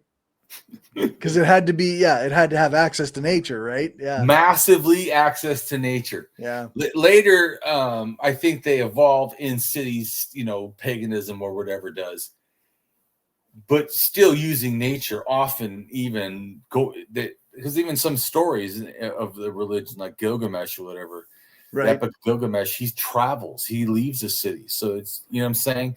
So even in the sense of their things, when they explain new magical stuff, it's not exactly the city that does it in a sense. So, but these ideas. Let's go down to the next picture. Right, is the turtle, and I put the mound of creation because I think that it helps understand how, like, the Egyptians have a mound of creation, and so do the Sumerians. Well, in a sense, so does India. They just don't call it that. Right.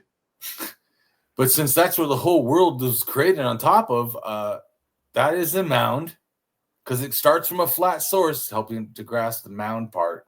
Yeah. It starts on that flat earth, and it is a mound. It's a half earth or whatever. Right. You get what I'm trying to say is, so it itself, like the one she showed, it was totally flat. Yeah. But this one is showing it as the mound. Right. Yeah, it's more of a dome. Domed, right? Yeah, a dome. Yeah.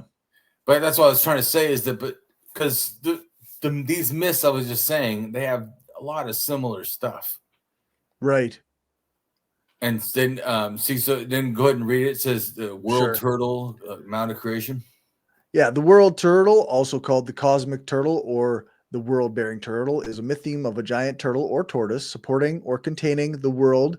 It occurs in Hindu mythology, Chinese mythology, and the mythologies of some of the indigenous peoples of the Americas. Right, and then the next thing we're going to read is of feng shui.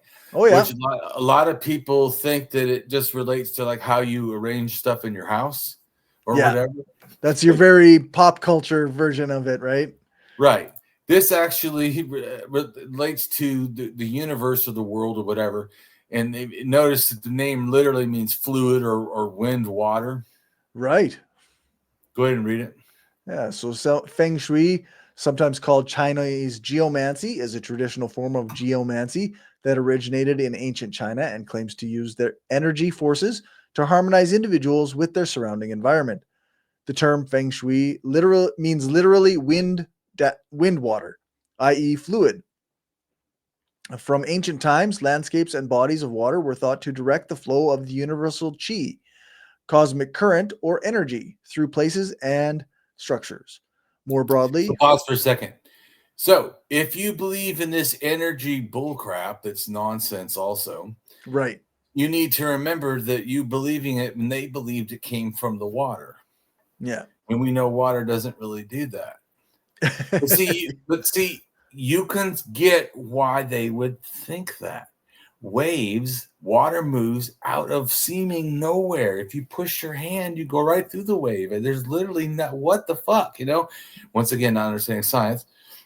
Yeah. So you could, it literally has movement. Even some big lakes, like you know, in the near Canada and America, you know, the Great Lakes. Yeah. Literally sometimes can have a 20-foot wave. Right. You know, that would blow their mind. You know what I'm saying? Yeah, and you notice what it's called? Wind, water. Yeah. So if we're not magical thinkers and we're animists and we just take them for what they just said, that goes with what Damien said. Waves sometimes are created by wind. Yeah. Yeah. Right? Wind, water. And I'm just making a comment, movement and energy, right? So they see that when wind is happening, sometimes water is moving. So this wind water is energied water. Yep. I'm just trying to show like a magical thinking. But if you just go back to a naturalistic, like more scientific right explanation, you can see. But I'm just showing you though. So it's not a fear of it. They're literally trying to explain it, right? I'm just showing it. Even if, in other words, I feel like we shouldn't have a opinion that everything just because it sounds weird means it's stupid. This isn't stupid. It sounds like we're literally explaining what they're seeing. Yeah. They're just assessing it magically. but I'm just trying to show you, it certainly sounds a lot more reasonable than a guy who was nailed to a cross, then put in the thing, and then come back and who never talked about other people except the Jews when he was alive, somehow became the savior for the entire world that he never said when he was alive. I'm like, what? Yeah. I mean, I'm supposed to believe that? Or supposed to believe a supposed deity who is so horrible, he demanded an supposed innocent to suffer before he could forgive. Right. What? I could forgive people all the time and don't make them suffer or torture, you know what I'm saying? Or die. Yeah. I'm just saying the whole concept is certainly more reasonable to say wind water when wind does move water. That's right. And there is energy there. Yeah, for right? sure. You get what I'm trying to say. Yeah, for sure. At least that almost is trying to give an accurate, what the hell accuracy is Jesus and the cross and all that? What? Come on. No, I'm just making a comment that it a lot of times I feel like they look at the animistic stuff as stupider. I find it more intelligent, really. Yeah. because it's not much of a jump past nature. Yeah, it's just kind of like a slightly magical explanation about things that you observe. Right, exactly. Exactly. And that's what I'm trying to say. So that way, even if we don't like religion, we should accurately know what things are. Yeah. So feeling that an animist is somehow less than someone who's a Christian is ridiculous. To me, the Christian's beliefs are actually more ridiculous than the animists. Yeah. If you accurately look at it, because of how they're doing it so naturalistically. So important is cosmic current, right? So they think, because once again, it's about the animism is like that when things seem like they're alive, right? Because the water seems moving, it's like alive. Wind does that too. I mean, there's literally, they see nothing, but they feel something. Yeah, and it's moving things around them. It is, right? Yeah. I mean, so you can see that it's not really. So go ahead and read. This is a culture I've talked about before, the Hongshang culture, and the shamanic culture is where the Chinese language eventually comes from, and the Hongshang culture is where Korean, Japanese, Mongol, Turkic, Tunguskic come from. Okay. Just so you know, those two little cultures you're reading are a very big deal because it has to do with like shitloads of languages. Oh, wow. The Okay. Trans-Eurasian languages and the Sinto-Tibetan languages. So both of those languages are those two cultures. Okay. Just so you know that it's not a big deal. It's a very big deal. Right. The Yangshao and Hongshang cultures provide the earliest known evidence for the use of feng shui. Until the invention of the magnetic compass, feng shui relied on astronomy to find correlations between humans and the universe. In 4000 BCE, the doors of dwellings in bamboo. Okay, hold on 1 second. Go to click on the first one just to see the dates, because it's not 4000 BCE. Click on it, Yamasho, whatever. Yeah, Yangshao. It's 5000 BC to 3000 BC. So it's 7,000 years ago to 5,000 years ago. So you grasp what time frame. Mm-hmm. And just so you can see that I'm not wrong, it says recent research indicates common origin and spread of the Sinto-Tibetan languages with the Sishan, the Yamato, and the other culture, which had to do with millet. And millet also goes north into the Trans-Eurasian, why I say they're connected. Anyways. But just to show you that I know what I'm talking about, right? For sure. I mean, I know you already figured that out. Like, yeah. Well, when you start talking about prehistory, you know, then I'm locked in. If you That's start right. talking about like what Russia did or America did, you know, or yeah. But if you need to know where the DNA went, 33,000 years ago. yeah, I'm your guy. But anyway, so then that one's 7,000. Then click and the language and stuff. Then the Hongshang culture. Click on that. Yep. And so the Hongshang culture, from 4,700 to 2,900. right. So it's 6,700 years ago. So it's a little bit younger. Yep. Yep. And these two relate with each other. So more than likely, the other one probably gave it to this one. Mm-hmm. Because I know that the millet went from there up. And then once it went up, all of a sudden they had language. So I'm kind of suspicious that those two are connected. Anyways, because it was just, and they know that it goes back to 9,000 years ago. So it actually goes to that older culture, the Chisholm culture, which they both come from, I think. Okay. And their Dutch language. Also, 9,000 years ago was the oldest symbols that relate to that area and stuff, and also made alcohol and a whole bunch of other things, and turtle shells, as we talked about. Right. Right. So, and then let's see. If you go down to its, where is it? Oh yeah. Do you see where there's the second figure? That's a little clay figure or whatever. Hongshan figure, jade. It says. Yep. Anyways, it says in 2020, the link Let's see, Just- 2020. Nelson et al. 2020. Yes. Attempts to link the Hongshan culture to Trans-Eurasian Altaic linguistic context. According to a study on genetic distance measurements from a large-scale genetic study from 2021 titled Genomic Insights into the Formation of Human Populations in East Asia.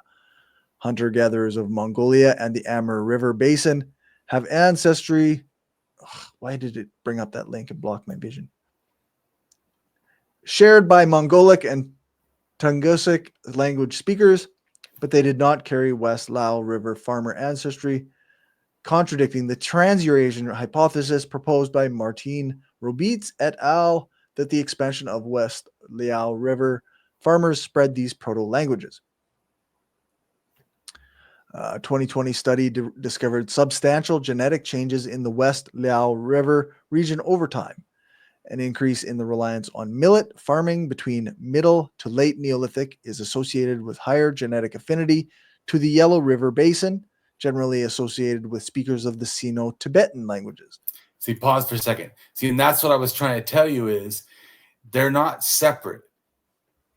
Right. I told you. Remember I said at the beginning? Yeah. So I was trying to explain the other culture, the first one, Yaozo, that culture didn't do it. It's the parent culture to that one from that very area that then goes north, I guess north and northeast into that low river valley that then becomes the Trans-Eurasian languages.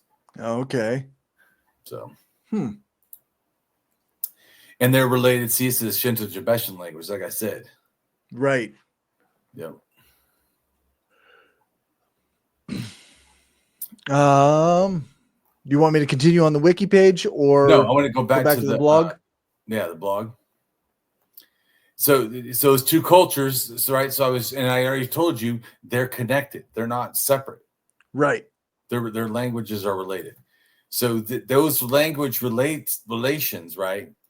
They also, that's what I was trying to show here, have this feng shui relations, and they also have shamanism relations, and they also have other stuff besides that, relations of how they do stuff. Okay. Because they're related. It's a cultural product, like I said. That's what religion is, just like language and all these other things. Yeah. So go ahead and read. The feng shui culture provides the earliest evidence of feng shui. Right. It's about 7,000 years old. Right. So that concept has been around a long time. For sure. So, and so go ahead and read what it says. Until the invention of a magnetic compass. Yes. Until the invention of the magnetic compass, feng shui relied on astronomy to find correlations between humans and the universe. And then this says in 4000 BCE, the doors of dwellings in Bampo were aligned with the asterism, Yingxi, just after the winter solstice. This cited the homes for solar gain. During the Zhao era, Yingxi was known as Ding, and it was used to indicate the appropriate time to build a capital city, according to the Shijing. The late Yangshao site at Dadawan, 3500 to 3000 BCE, includes a palace-like building at its center. Right. So you already see that it's starting to match the idea of the axis money, things about in the center. As far as feng shui, like you got to be balanced to the center in a sense. But anyways, you don't have to keep reading because there's more information about what it does. But I'm just showing you like these ideas that these two cultures have are not really separate. Right. Not DNA wise, not food wise, not culture wise, not religion wise. But like I said, once you start to understand all that, then you notice when people move, they start taking stuff with them. So that's what all these myths are. Then go down there, it says black turtle mythology. Okay. Zhuan Wu deity. Chinese and other names: Dark Warrior of the North, Zhen Buother, or Hyun Mu. Chinese mythological creature usually depicted as a turtle and snake. one of the animals of the four directions, known as the Dark Warrior. He is the guardian of the north and is associated with winter, the color black, and the element of water, known in Japan as Genbu, in Korea as Hyunmu. Black turtle snake. The black tortoise is one of the four symbols of the Chinese constellations. It is usually depicted as a tortoise intertwined with a snake. The character in Chinese can mean martial or warrior. The two characters that also are in Chinese do not have any literal meaning of tortoise and snake, but both tortoise and snake are known to hibernate during the winter. Right, and then also we know them being wrapped up is kind of like similar to the Indian thing of the mountain being wrapped up, or like the egg when it gets wrapped up. Right. It's just another sort of similar version of this.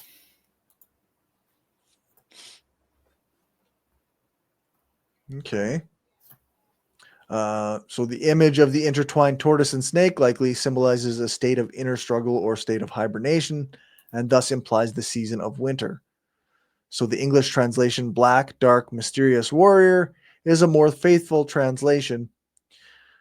It represents the north and the winter season, thus it is sometimes called Black Warrior of the North. In Japan, the characters are pronounced as Genbu. It is said to protect Kyoto on the north side, being one of the four guardian spirits that protect the city. It is represented by the Kenkun Shrine, which is located on top of Mount Funaoka in Kyoto. An important Taoist priest also has Xuanwu as his clergy name. He is sometimes, as in Journey to the West, portrayed in the company of a turtle and a snake. During the Han Dynasty, people often wore jade pendants that were in the shape of turtles. Originally, there was a legend that said that turtles could not mate with other turtles, only snakes. This is why the black tortoise is depicted with a snake on its back. The northern gates of Chinese palaces were often named after the Xuanwu. Most famously, the incident at Xuanwu Gate, where Li Shimin killed his brothers Jiangcheng and Yuanji and seized power in a coup, took place at the north gate of the Taiji Palace in the north of Chang'an in ancient China. The tortoise and the serpent were thought to be spiritual creatures symbolizing longevity. The Min people custom of building turtle-shaped tombs may have to do with the desire to place the grave under the influence of the black tortoise. Right, and that goes back to the mounds, right? Still building a mound in shape as a turtle, as a grave. But so let's go down. The next picture is the Earth Diver myth, which we've talked about before. Yep. And the first picture shows it's in Israel that there's an underwater thing that's 9,000 years ago, and I think it might relate to the Earth Diver myth. It's got a little pond, and then like a floating rock with a thing to give offerings on top of, and then the whole pond was like they put like plants and whatever to like look like a swamp, which is interesting because swamp is the same thing that they used to put with the mound of creation as how creation started as a swamp in Egyptian in their madrasas. Sometimes they would build like little swamps or whatever as that's the primordial earth or primordial existence, as it was like a swamp or something. Anyways, I'm just trying to say, so I think that relates to that. And 9,000 years ago is when the X DNA was moving around everywhere and giving them turtles. So I'm just saying similar time. Also is in North Egypt or whatever, they get a stone circle almost about the same time. People with cattle and stuff that came probably from the Middle East, because Middle East comes down there 10,000 with some people, and then comes again 8,000. Certainly those ones 8,000. The R1B V88, they had a different religion and language, the Chadic languages, and they those languages end up becoming like Proto-Saharan and then Proto-Saharan breaks off and becomes Egyptian. Mm. As one branch, not the only one, but anyways. So all this is connected to how these, like I told you before, which is that one picture where I was talking about, before about how the movement. But this just shows, in a sense, Earth Diver mythology. And if you notice, the Earth Diver is in, everything in that purple. So it's basically Ukraine all the way to, Far East Russia. Right. That's a pretty big area. It's freaking humongous. Yeah. And then North America, it's pretty much the entire North practically also. And then also most of India is also covered. So it just shows that, but when you look at it in the big picture, like as the whole Earth, like I have it, here, it's easier to see how they're related. Right. Yeah. Like all of the people in these big areas, these all kind of have Earth Diver myths. Right. You're like, just so happens. Yeah. And then so this other one, the motif, you can that the other picture is the myths of the creation of humans. And it's got 1, 2, 3, and one happened first. Where's one, Corey? It's all up in Siberia, right? Right. And then the red dot, then it is the first one to go south, right? Okay, South, also north. It went super north, but then also goes south. And then the little white box is also in Lake Baikal, but also in India, and then a little bit in Iran. Right. So, but you can see that which things come first. And I think it helps understand too, because if you go down, the mythological motifs also match this. There's a bunch of stuff really in Siberia, right? which of course, if you've been watching any of my shows, you already know that. That's right.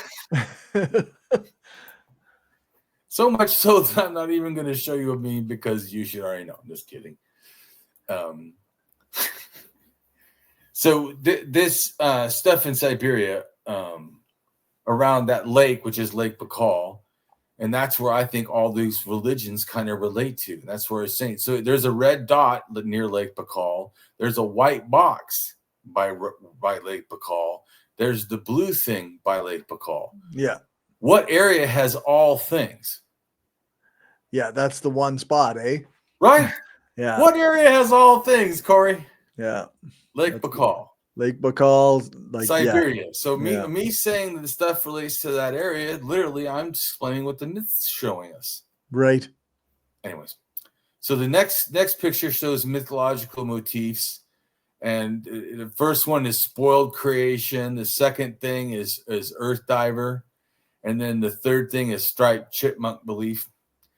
But so you can see the Earth Diver is from, like we talked about before. Actually, this looks like goes into the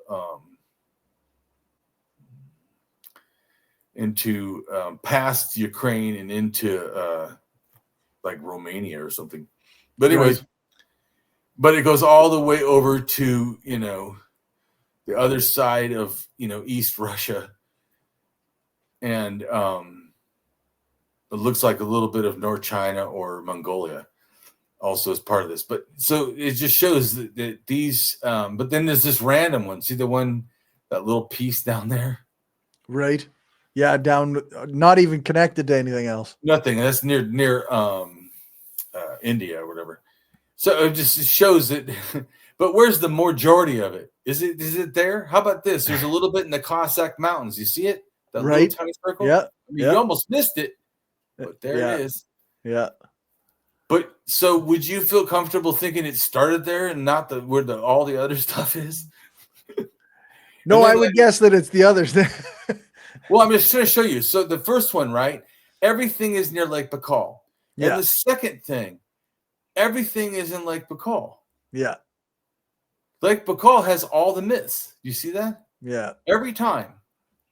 Anyways, just showing you. That you just plot down it's like a scientist, right? You plot down the data, and the data keeps showing the same thing. Right. Lake Baikal is a big deal. We think it is nothing now, but it is a fucking big, massively big deal. Like it's the hub of all these religion ideas. Anyway, and also it shows too that they're going out and coming in. They always go to Lake Baikal. It's like this hub. That's why I was saying that religions are all swarming around there, coming in, coming out. Which, like you saw in the that other one I showed, would had X2 and the R2. The R2 and stuff R is going, west, and then the X2, went west, but it also went east all the way, over to the Americas. Right. So then the next thing, is the turtle. The next one down below shows like the world turtle, right? The Indian one with the elephants or whatever. Yep. And then the other picture is in a sense, Earth Diver myth with Sky Woman. The Axis Mundi tree, supposedly in this one myth, falls over. Okay. And then she falls into the hole, and because it's not, the roots aren't protecting the ground or whatever in space. Right. She falls through, and then the birds catch her, and then animals put the mud on top of the turtle, which then everyone lives on. That's, which you also kind of watch. And then the next one is talking about the mound builder culture, the Hopewell. And so these are similar. And then the Mississippi culture, both these built mounds. Okay. In the Americas. In fact, real quick, I'm going to send you, because I don't know if I have it there. I'll send you a picture that you can look at the mounds. That's what I'm talking about. Because Hopewell and all this is a big deal. Especially since I want to, get us talking about what the mounds are doing too. Eventually, and more. Right now we're doing the mythology, because then it helps understand when you're like, well, here's a mound, and Corey's like, yeah, there's religion connected to that. Like, yep. Right. So do you see the picture? Yep. Right. So see at top, it says shell mounds, earth mounds, raised platforms, or pyramids, which I think are somewhat related in mythology, thinking, and cultural beliefs. Mm-hmm. And the two things at the bottom, those two sets of pictures, are all the mounds in the Americas that relate to those two cultures in a sense. Right. And the time frames that they were. And you notice that they're the Great Lakes all the way down to Florida. I mean, yeah, it's not it's in Canada too. I mean, it's not like a little deal. It's a humongous amount of people are believing the similar mythologies. I'm trying to show you. So the Hopewell is a big deal. So they had the Axis Mundi, which they see it more as a pole, this red pole. Which is interesting because that is also what the Choctaws say, that their spiritual man or shaman took a red pole and it stood upright, and they knew that was where they came from or where they're supposed to be or something. Anyway, in Mississippi. Anyways, my point is that these similar ideas, right? Because in the Mississippi culture, they saw it as a tree, but there's also a pole. The pole is on the outside of the tree. Right. Like, see, below the roots, if you keep looking, that's a pole. Yeah. So you see how it's similar, but yet not similar. But really, all this is telling the same story. It's the same tree that fell over, supposedly, and then Sky Woman falls through. Ah. Okay. Because they see these as different, like, realms or whatever. You can't get to each other. Right. Just like the Mississippi one, not the picture I sent you. You can close that down. But the back to the blog, the Earth Diver myth one, the Mississippi culture. Do you see how there's 4 purple dragons with deer horns? Yep. Those are the 4 corners. Those are like the 4 elephants that hold up the earth. What they do is they operate and hold in between. They go all the way to the bottom, underworld, and then they're also in our world, like their heads are. Right. I mean, interesting. But I think it's funny too. It's like, what, we're never found them. Yeah, yeah. Anyways, It's an interesting concept. But you see, this is a spiritual concept, also kind of like an egg, right? Right. It's got these like shells or whatever, Yep. almost like a Russian egg where it has multiple eggs. Yep, for sure. Or shells or whatever, bowls.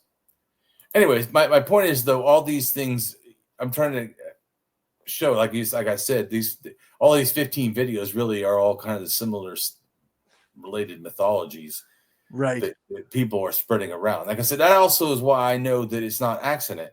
It's not one, it's shit tons. And it's also like how they think. They're changing the theme, but the how they think is not changing. Right. So anyways, go ahead and read the bottom. Earth diver is common.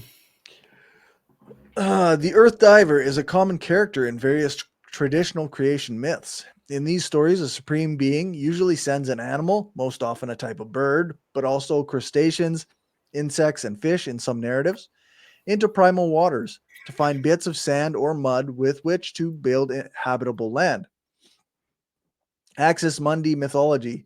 Cosmic axis, world pillar, center of the world, mound/mountain of creation, or world/cosmic tree, or eagle and serpent tree. The world turtle, also called the cosmic turtle or the world-bearing turtle, is a mytheme of a giant turtle or tortoise supporting or containing the world. It occurs in Hindu mythology, Chinese mythology, and mythologies of some of the indigenous peoples of the Americas. That's good. That's good enough. Okay. So, you see, once again, I'm not saying that they're not, connected, right, to one thing exactly. In other words, like it's not like Hindu and Chinese were directly relating. I'm saying it's like these Siberians, and then they're moving around and filtering these ideas between people in a sense. Sometimes people are moving directly, but it's also other people moving. And like I said, it's not one DNA, because qDNA does it, nDNA does it, rDNA does it, but multiple R1, R2, not just, let me say and L moved it also. I mean, but there's different DNAs. So it goes back to the superior, because all those DNAs aren't the same color. Right. In a sense, now I'm talking about. Yeah. Because they evolved. They were once all the same color, all dark. Yeah, that's right. But anyway, so colorism is a result of evolution of all these different things going to different pressures of environments and whatever. It's, yeah, it's like sizes of people and what you eat. Like when people on the steppe, they would eat meat and like dairy. And they were a lot bigger because they did that protein, whatever. And then the people that were like, say, in Italy, or whatever, or some parts of Europe, and they were eating mainly grains, they were smaller. Right. So it's like, 6 foot and 5 foot something. It's like a big difference. And it's just food. The food will do that, nutrition and stuff. So yeah, my point is that how things evolved wasn't like, and it was like racist. It didn't evolve because this was the most superior thing. It's just that this worked for this area. Yeah, for sure. Yeah, like it's a fundamental, like if they believe in evolution, they often misunderstand it and think that like it's like, yeah, something evolved and survived because it was survival of the fittest, as it were, rather than just like this happened to like, well, just this happened to survive in this area based on a variety of circumstances. White is healthy if you live in polar Siberia. Right. Healthy. White is not healthy if you live in sub-Saharan Africa. Yeah. Or somewhere else in the hot Sahara Desert or something, with constant sunlight, covering yourself up. You know what I'm saying? Yeah, that's Literally, right. You're going to be like bleeding, burned alive because you're white skin. You know what I'm saying? Yeah, that's right. Which is you're gonna die off because my point is that it would be non-evolutionary beneficial. So I'm saying, but when they think of like better is an environment. Right. better is not a universal thing. Yeah, that's right. It's somehow transferable. Like I said, you put them down, boom, problems. And same thing, like say being tall. Tall is a great thing, but not always. Tall takes a lot of energy, really. Yeah, so that's right. It depends on environment and stuff and temperature. Yep. It could be advantageous to be short. Yep. I'm just making a comment that these things did not evolve because it somehow leads to, that's what I was saying, like they call it the marches of humanity or something, where they go towards some goal of a superior something. You know what I'm saying? Yeah. Yeah. When that's not really how it works at all. No, that's not how it works at all. And then and what I was trying to say too is, even if you could say that, it would only be towards a specific area. Right. If you move that, but see, if the racists just thought back again, like I said at the beginning, of that we have too much of a human-centric view. Right. If you take animals that can only handle one habitat and stick them somewhere else, they fucking die also. Yeah. We're not special. That's right. Yeah. There's a reason that you're not supposed to transfer like animals across certain ecosystems, right? Right. But you get what I'm trying to say. Instead of seeing, like there's some goal or superior something, even if that could be true, it would be very limited, specific area, environment, and pressures. Yeah. And if those change, like climate change, when all of a sudden trees are dying, and then these environments, the animals are living in trees and they're all dying, that becomes a problem. Yep. And so then guess what they have to do? Die off or evolve to that new environment. Yeah. Because it's nothing about being superior. It's about fucking surviving your environment in a sense. Yeah. So it's just stupid all around. But it's even stupider when they try to use science, or like someone told me before that because Stephen Hawking is intelligent and he was an atheist, that when he says that, I can't remember what he said, something about humanity or whatever, like, or I can't remember. I think what it was. Is that, maybe he said humanity won't last or something. I can't remember now. And I was like, you act as if that's like a scientific fucking proof. Yeah. Yeah. That maybe happened. I don't know. It seems that people like horrid shit. So I don't know. This is one of those things that we really, as a culture in North America, for sure, we've done this thing where we like, this guy's really smart in this one area, so we believe him when he talks about all kinds of things, even though they're not related. And like exactly. And so I think that I told you in general, I don't really buy that whole intelligent thing, because I also think intelligence also requires environment. Yep. Even if someone's super fucking brilliant, if we never taught them and we just let them fucking do nothing and then gave them all their superficial needs so they didn't desire to become something, never told them about it, how smart would they really seem? Yeah. Would they always be, I'm just making a comment that everything is always predicated on all these pressures we're having internally and externally, always. Yeah. Just like think of this. The brightest kid, but we sexually molest him and torture him and don't feed him, and that kid's not going to do well in school. How fucking smart he is, or they are, or whatever. Yeah, that's right. Then same thing, you hate kids for being gay or whatever. That how well can they do when they're under that kind of assault? That's right. And so they say, well, this one person made it. Well, this one person might have had all kinds of benefits. I'm not saying that they did. I'm just saying, people never think of the deeper stuff that's going on, or like the fact that acting as if white privilege doesn't exist, or male privilege doesn't, or like me being big, I can walk on. People are scared of me just from me walking around, and so privilege that I don't. Other people don't experience that. They're terrified. Right. Yeah. I'm just making a comment. So that's a different privilege. Yep. And like I told you, also, to me, I see it as a responsibility. That's why I told you, when I see people acting that way, especially afraid, I just stop. Right. Yeah. Because I try to be sympathetic in the fact that other people are experiencing something I don't experience and is not really real, but I see how they're feeling about it is very real.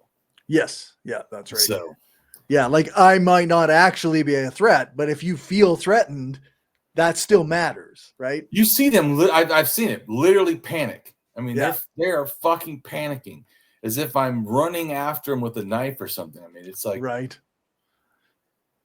But like I told you, I think that's the important thing. Even looking at this religion stuff, you got to be critical thinking. And an emotional thinker is, I don't deserve to be treated like that. Yeah. But a critical thinker goes, wow, I can see how they would feel that way. That's your guy who he feels like white privilege isn't a thing, so he goes around putting up posters saying it's okay to be white and stuff like that. like that's those guys. Yeah. And that's not healthy. I think that we should care about truth, and truth tells us that religion is false. And one of the biggest things I've seen the truth about religion is it's a cultural product. Yeah. And that's why, to me, that's why I say it all the time, because that is the accurate assessment.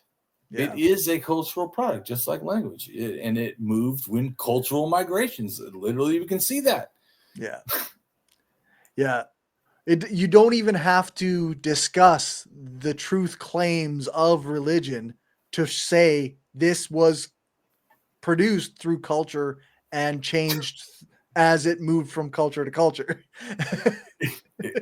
And you would be accurate. And like I said, and it also, I feel like, is less threatening because it also isn't singling out Christians, right? Right.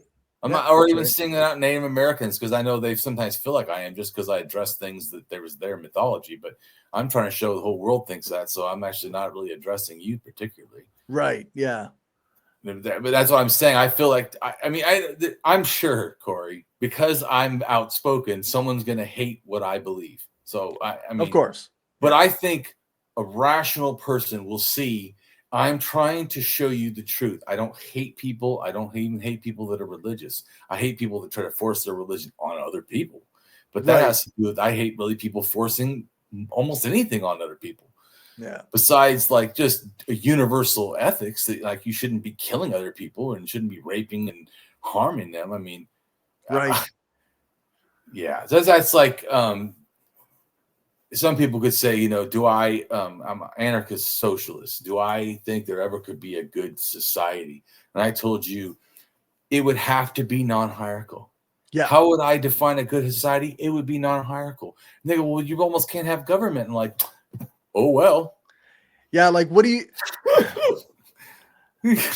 mean by government? Come on. But you get what our state, whatever. You get what. I'm like, I'm for governance. That's right. Just like I feel like, and I said it about the free will thing and determinism.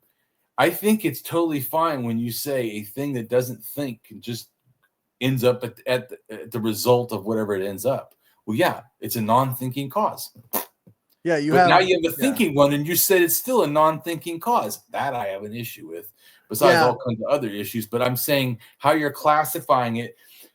You're talking about a black and white, to me, issue that is not. You're saying that these things are either all the same or they're not. When these are not the same. Non-thinking rocks are not the same as humans. Rocks falling off because the ground erodes under them is deterministic. When the ground erodes, rock will fall. No thinking involved, no fucking deviation. But to me, to put that concept onto a thinking being, which is not like the other things, and say that every action it does is deterministic. Yeah, it's like it's not to say that people aren't subject to cause and effect in a variety of ways, but you can still say, like, two people in very similar situations will make different choices, and there's got to be a reason for that, and it can't be explained by simple cause and effect. Well, and I told you, I really don't. I don't stop my thinking in humans. I think animals do this too. I see them Yep. doing. Animals Yep. demonstrate morality. Animals demonstrate care about beyond species. I've seen ducks giving fish food. Right. The fuck are they getting out of it? You know, absolutely nothing. Yeah. But the enjoyment of being altruistic, it is in itself. Yeah. I think for thinking rational beings, because this is what for me, if you're a thinking rational being, you're using the data you're getting. You see these things seem to want food. When I give them, they seem to be happy. That makes me happy seeing them be happy. Yeah. I know an animal does this. They figured that out. That's what they're doing it. But I told you, I think even fish, people's conception of the natural world, I think is cartoonish or some shit. This person had like a tube that they put on the water that went up in the air. So the fish can go up in this tube and they can see like the whole 360, world. Right. They would group, like pack the fuck themselves into this tube. Right. Can't move, but they can see. Yeah. And I told my wife, to me, that's mind. How can you see? That's the stimulus to be able to see this other world is so interesting. Like we watch a movie that they're willing to just sit up there and do it. Yeah. As opposed to free swimming. Yeah. Yeah. So I'm saying because I saw this one Christian video where she said, I don't know if dogs have a brain. I'm like, oh my God, I've seen Come fish on now. show they have intelligence and Yeah. mind or whatever. Thinking like, like obviously a dog has a brain. Like, come on. But you can see when they think they're the special creature. I mean, religion teaches hierarchy of nature too. I mean, even the Bible says you're the leader of nature or whatever. That's right. Yeah. Yeah. So I mean, but religion's hierarchy, like I said, I don't think religion started hierarchy, but religion quickly picked it up. It and developed it was beneficial. Yeah. A beneficial tick. But I think we need to get rid of hierarchy because it's freaking garbage. And yep. Going down to all the way to the bottom picture. Once again, to just show the eggs. So the snake and the egg is like the mountain was in the thing, and then the fact that there's water and it's floating, like the turtle, like with the red snake. You see the snake and the eggs, and yes, right. I'm just saying you can see where a lot of this stuff is similar stuff, especially when I told you when you grasp too that snake is really water, right? It relates to movement of water, I should say, So it could be like wind, water. Remember, like the feng shui. But anyways, we'll go ahead and look at the picture we looked at before with all the movements, just to look at it real quick again to see what I was talking about, how the Middle East, I feel, starts it. You see that? The Manok Cave one again? The one below that. The one below. Oh, yeah. There we go. Yeah. Right. So I was just saying, then you have Lake Baikal. You see it where the DNAs are going down to the Middle East, and the DNAs are also going into the Americas. Right. So with these, a lot of times the myths, they say in Americas matches, Siberia, and can match other China or whatever. All these different things are really connected. I'm showing with DNA too. It's not just connected like the myths are connected. Right. and we already said too, it's not just one myth. So I think it starts somewhere in the Middle East, maybe by Israel, Palestine, or whatever, somewhere over there, and then it just goes out when the people moved, because even though our DNA goes into the Middle East, X DNA female goes back to Lake Baikal, right, and then from there it goes over to the Americas and Canada. Mm-hmm. And then when it went, it 7,000 years ago in Canada, it made the first dolmen in the world. That's the oldest dolmen in the world. It's in Canada. Okay. Corey goes, I know they have it on the bill. Do they though? No, I didn't think so. I don't think anyone even knows about it. Canadians are like, we have a dolmen? Yeah. What do you mean? Yeah. Yeah. You had a burial in there was Could the be. other Yeah. Looks like it's in that area. over there. Anyway, yeah. So and then this is just showing that wherever the X went, because the X goes over to the to France, and 7,000 years ago, in the other side of the picture, it shows another dolmen that was channel dolmen or whatever that was built in Right. France. Yeah. And I read an article where they said one of the 7,000-year-old dolmens, they're pretty sure was lined up to a star or something, like they were looking at the sky.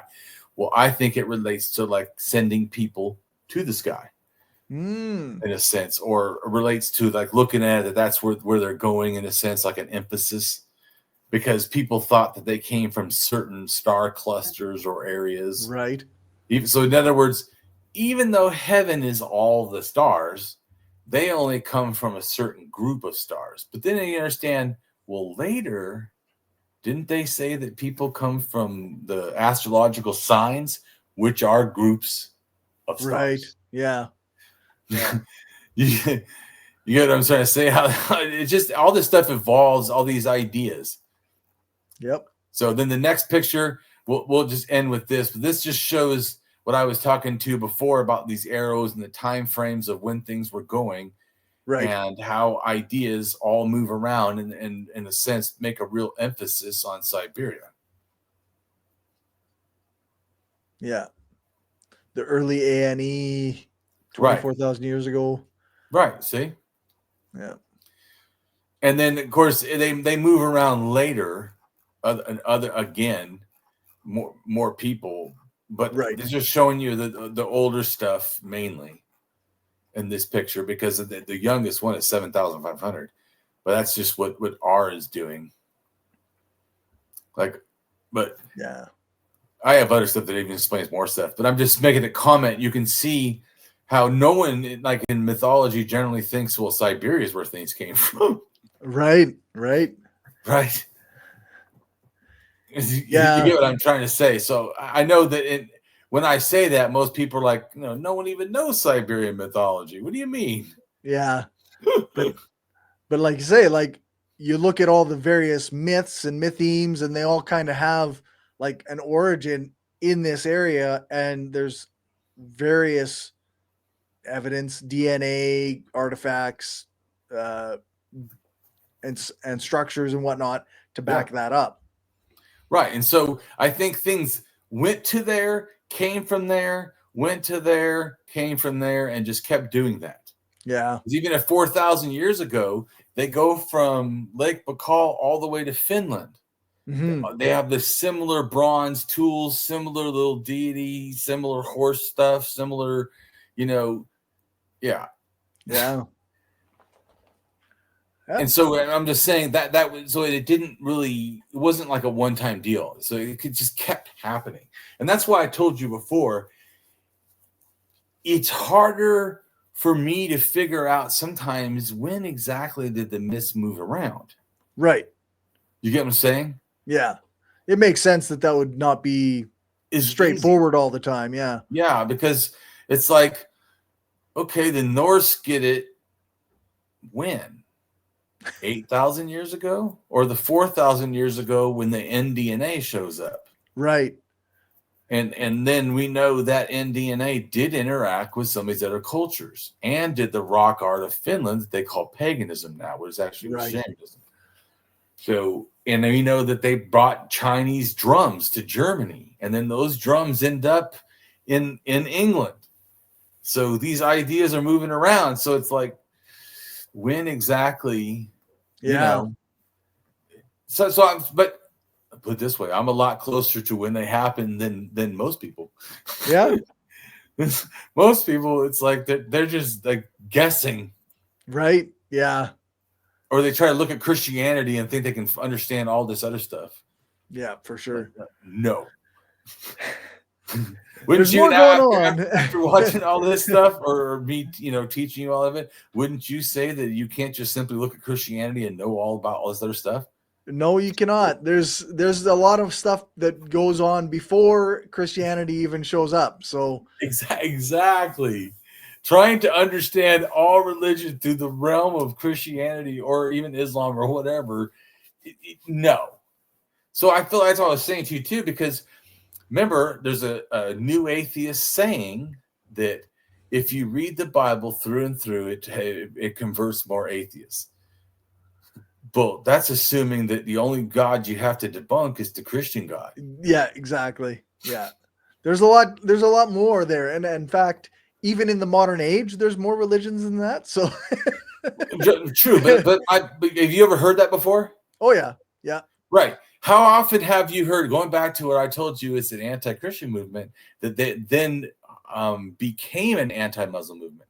Because remember, they don't say all you have to do is read the Quran and it converts atheists. Well, that's because they would never admittedly read the Quran. but you get what I'm saying? So you're back to that. Well, I know, but I'm just making a comment that a lot of them, I feel, were atheists or feel like not were atheists.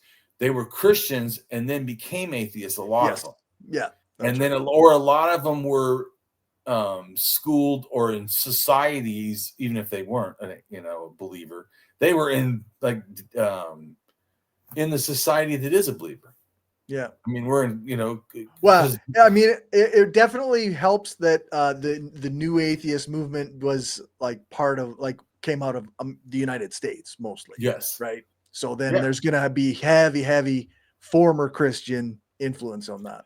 Exactly. And that's what I was trying to say is I do think that 9/11 kicked that off, the new atheist movement. So it was definitely about Islam, but it already was a Christian, almost anti-Christian kind of group thinking. Right. Yeah. You get what I'm saying? And which is easy. I mean, like you said, well, when you're in a Christian nation, it's kind of easy to find a lot of ex-Christians that hate Christians. Yeah. Or hate Christianity, I should say, not Christians per se, but some hate Christians too. Yeah. And that's what I was saying too, is I've heard some people be fucking toxic as fuck. Yeah. And fucking hate him and hope they all fucking die. And I was like, what the fuck?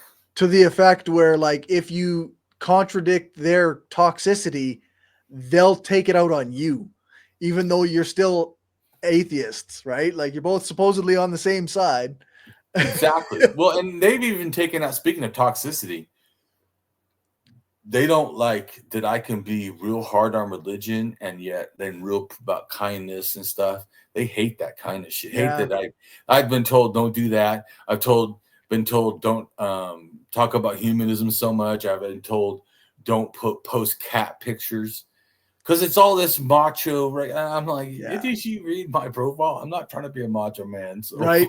I would prefer not to be. How's that? Yeah, that's right. But I mean, but I'm saying that they want me, and I was told that if you just took the red out of your beard and just made yourself look normal and wore suits or whatever. I said, I'm not doing it. That's not me. Why? Yeah. I mean, I could be a liar and I could be somebody else. Yeah, I would be a complete fucking liar. Sure, I can be somebody else. Change and then you'll accept me. Yeah. What? No. But like I said, I still feel that its undercurrent is mainly Christian. Just look at most times. Especially now, I mean, after 9/11 has died off some, now it's almost every day they'll post something about Christians. Yeah, there's a lot of I'm not even in that culture, that subculture anymore, so I don't. It's real, but I'm just saying it's more common. Not like I said, not that sometimes I don't feel it's justified because they're trying to currently oppress a lot of people. But that's not why they're doing it. They would do that anyways. You see what I'm saying? Yeah. That's how I feel. I do feel that they do it more, which I understand. That it becomes more like me. I get angry and it emotionally feels good to post shit that fucking hates on somebody. Sure. I just try to keep it to stuff like Elon Musk, someone that deserves it. Yeah, that's right. I hate power. Yeah. Yeah. Yeah, so that's well. I this one because I was mad at Trump. This one guy goes, "I thought you were a Democrat." Why? Because I'm mad at Trump. Trump literally is trying to be a dictator. Are you fucking crazy? Yeah. What? You support? He's anti all these human rights shit. What the fuck? He's anti school. He fully like deported a legal citizen because he was at an anti-Zionist protest. Like this is or like when the horse shit too, and they say, well, he's pro Hamas, and I would be like, excuse me, we can't be pro Hamas. I'm not pro Hamas, but what exactly about it is illegal to do?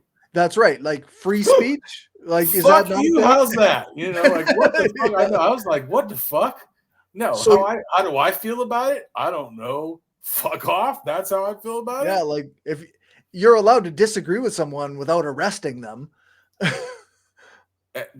Crazy, right? That's sick. And going after all kinds of. Anyways. Yeah.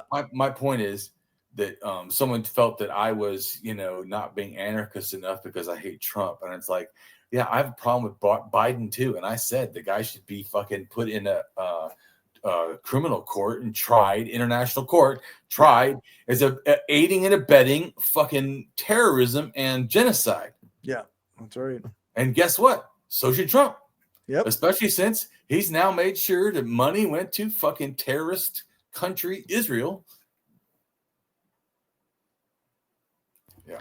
Yep. No, it's. I mean, but their problem is. Yeah, I was going to say their problem is. I have to pick a side. Then you have to like the other side. So if you're anti-Biden, which a lot of them were, right now they're hard because they got to switch and be anti-Trump. That's not hard for me. No, I can hate both of them. I can hate if they're a dictator and if they do fucked up shit. I hate that fucked up shit. Yeah, like I guess if I have to pick a side, then anti-authoritarian is my side. Well, that would be my side too.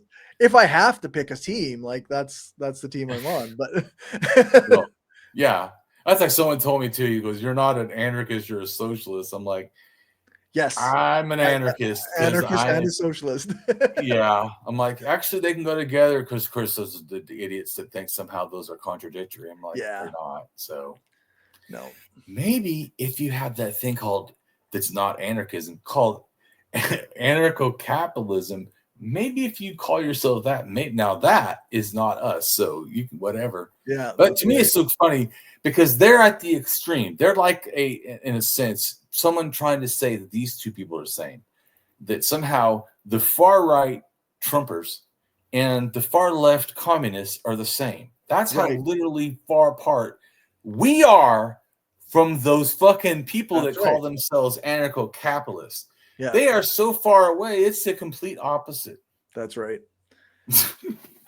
I still maintain that bottom right-hand quadrant doesn't truly exist. If you're pro-capital, you are pro-authoritarian. You are not a libertarian. That's it. I know that on a 4-quadrant thing, there has to be a bottom right-hand quadrant, but I don't even believe it exists. Well, true, and that theirs is not a world that has existed. But I think also I agree with you. But I think what they think it's going to be Mad Max Beyond Thunderdome with corporations. Yeah. But I listened to a guy a while back, and he believed that if he had his farm and he took care of his own self and took care of his family or what have you, that corporations would leave him alone because they had a voluntary agreement to leave each other alone. Except that's not how any fucking corporation has ever worked, ever. So. Well, and what is he going to do when they start polluting his water? Let's say he gets water from a main aquifer that they decide to do fucking what's that kind of mining they do in Canada a lot? Horizontal drilling or shelling, whatever. They put pressure down in water or something. Oh, hydrofracking or hydrofracking. That's what I was there. Fracking. Yeah. So what if they start fracking your aquifer? Yeah, that's right. Yeah, so you let them do whatever they want, and they did what they wanted, and that polluted all your water. Yep, that's right. I guess that's just, you got to live with it. They made their free choice, their free voluntary choice. The government doesn't exist. So plus they don't, I feel like that they have an unrealistic opinion of how well people protect themselves only by themselves, especially against corporations which they totally support. Yeah. It's freaking weird. Just like the fact that they also I think there should be safety professionals, but I think that they should have to have counseling training and social work training. And then we can put them out, not like a police, but you know what I'm saying, to help with stuff, because they're qualified professionals. We just go, here's a gun, get good at shooting, instead of saying, here's how you deal with people. Because I don't know, aren't the cops kind of supposed to focus on people? Yeah. But anyways, I'm just saying that, but the anarcho-capitalist idea is, no, they still want total cops and domination. They just want ones they pay for. Yeah. Yeah. So they want to keep everything fucking terrible. So I agree with you in a sense. Their thing is an illusion, because you still want really terrible. Your ideas would still end up in fucking horrid shit. Yeah, like my boss is still like, if you eliminate everything and capitalists get to be, you know, free of any government control, my boss is still an authoritarian who gets to dictate how I live. And it would be even worse, of course, without any regulation. Well, that's like I heard you talking about to Justin, and he said something about reciprocal like evolution or whatever, or revolution. That's why I told you before. I also feel that syndicalism or something form of that, like unions in a sense, for me personally, should always be there. It's a fantasy to think somehow workers will be protected if we have no one to protect them. And I don't think a protection society happens from us just acting like fantasy will just happen automatically. Right. Workers have a different need than non-workers. They just do. And every worker in a certain field has different needs. Yeah. The only way they're gonna be heard, to me, and always, and also needs to be able to evolve. So I personally do not see that a reason why they have to go away. In a sense, syndicalism or whatever. Just to me, I don't believe them run all society. I'm just talking about the job, like the union. Sure. Or whatever, the thing, the people, because I think you need to have the people doing themselves. We shouldn't govern them. They should govern themselves, and then the large society is not governed by them either. We're governed by the larger society. Yeah, I see of it. So. Yeah, like I think Anton Pannekoek had a sort of idea of workers' councils, but I think that I guess you got to look at it like, because not all people in society are workers, right? Well, that's why I don't think that workers should ever be the government in a sense, or the council of anything. They should be the council for their own job. Yeah. Absolutely. And that's why I'm saying I don't think that should ever go away, because there's always going to be issues specific to that job. For sure. The oil fields, I was a truck driver. I don't know fuck about the oil fields, even though we both did kind of long and weird jobs, you know? But, yeah. But I'm just saying, your guys need to protect you. I need truckers, in a sense, all to get together. Not now a trucker, but I'm just saying, to help me. So I feel like, but I really feel like everything is local. How you get to group things are because all the locals have these shared needs. Yeah, that's right. And that's how you get into conversations about the environment, or like, or trade, because you have needs over there that are being affected by the things that are going on over here. So we have to have a conversation about that. Yeah. Right. And so, like I said, I feel that, like I told you before, I don't believe in no money. So I think that's not a reality that can happen. And also people, like, because when you transfer, because I do think, because once again, if everything is local, it's hard for universal to happen outside. Right. If we have no money, right, how do I get reciprocal with these other people? It's easier when we can trade on an equal level. Just like I was going to say, labor is like say time, like now in capitalism, right? You're selling yourself for whatever an hour. But even if you take out capitalism, if you have to do an hour of labor, that still has a certain value over 10 hours of labor, over 50 hours of labor. Do you see what I'm saying? So in other words, like if I ask you to do something and it's thing for thing, 10 hours of labor or an hour of labor, and this is hour of labor, then you're actually saying that these things have value. You're just trading an equal value of time or of labor. And say 50 hours of labor is still trading a labor value. So to me, there's always value. But I was saying before, so I don't care. So what is the problem with money? Because why would you want it gone? Right? Because like clothing, you want clothing gone? I mean, I'm a nudist, but there's sometimes that money and clothing is different though, right? But no, but I was just trying to say it's a need. It supplies a need. Well, it supplies a need. Clothing supplies a need. It is a need to have universal value. This is a need. Well, but I guess it depends on how you look at it. I'm just trying to show you. You don't have to agree, Corey. Yeah. Well, you do need to agree that I'm talking about universal value because that's irregardless of either of us. Yeah, that's right.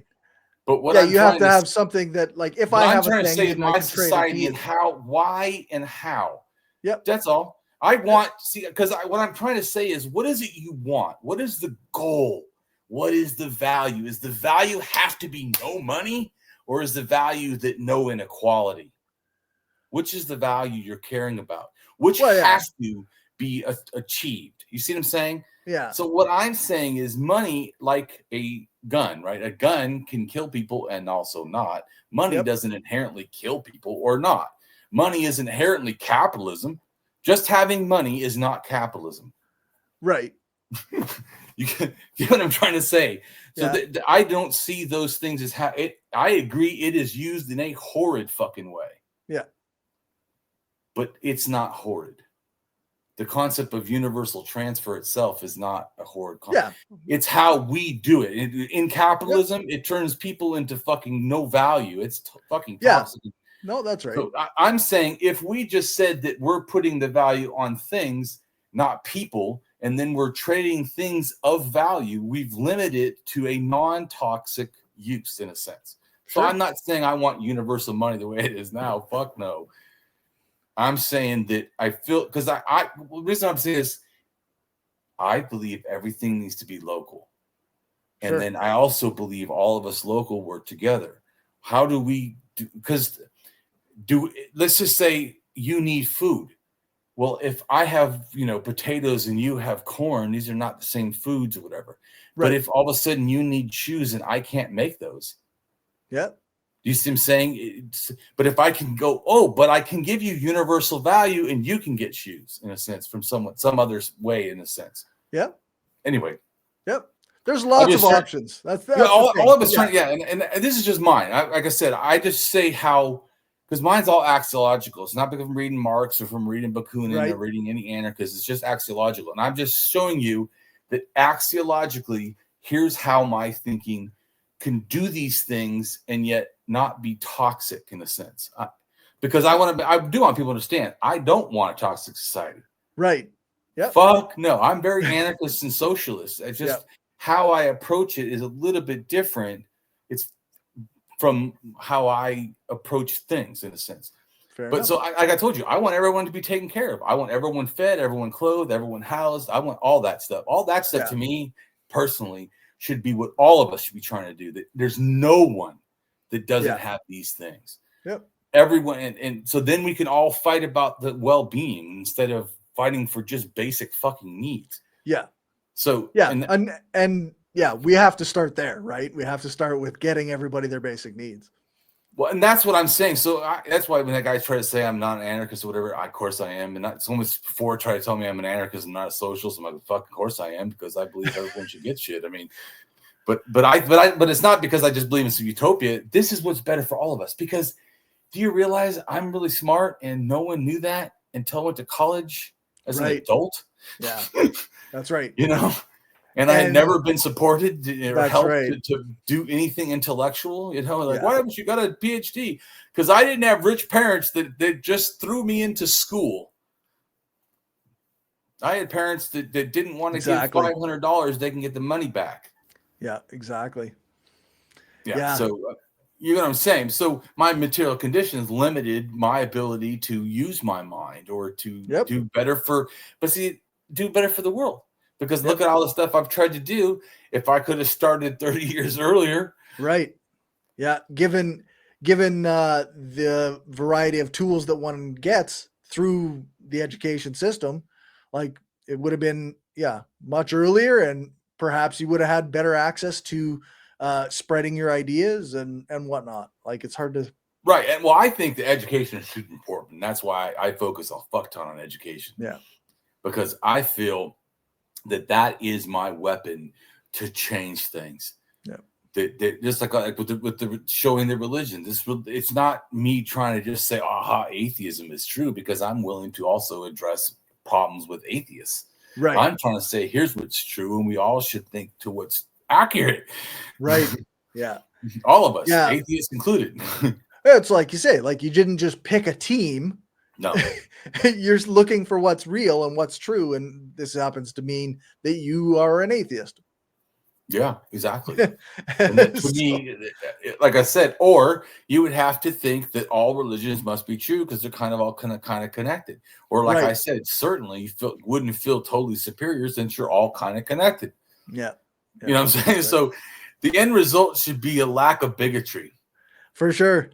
Absolutely. Anyways, go ahead and tell us where to find you and what you're doing, and then we'll get out of here. As always, it's a Skeptical Leftist podcast on all your podcast apps or on YouTube. And I am pretty much everywhere at Skeptical Leftist or the Skeptical Leftist or whatever. So right on. Well, everyone should go check you out and give you some support, and give him some money on his Patreon. He works hard. I'm never going to turn that down. I always need that little bit extra to help pay for the services I use. So exactly. All right. Well, everyone, take care, and see you next a myth or interview. You bet.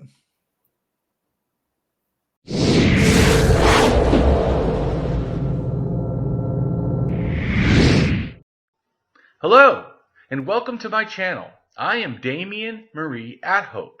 In the simplest terms, I am an atheist-humanist philosopher and prehistorical writer-researcher at DamienMarieAtHope.com. I am specifically an axiological atheist. An axiological atheism can be thought to involve ethical and value theory reasoned and moral argument driven apatheism, agnosticism, atheism, anti-theism, anti-religionism, secularism, and humanism. Axiological atheists can be understood as a value theory or a value science atheist.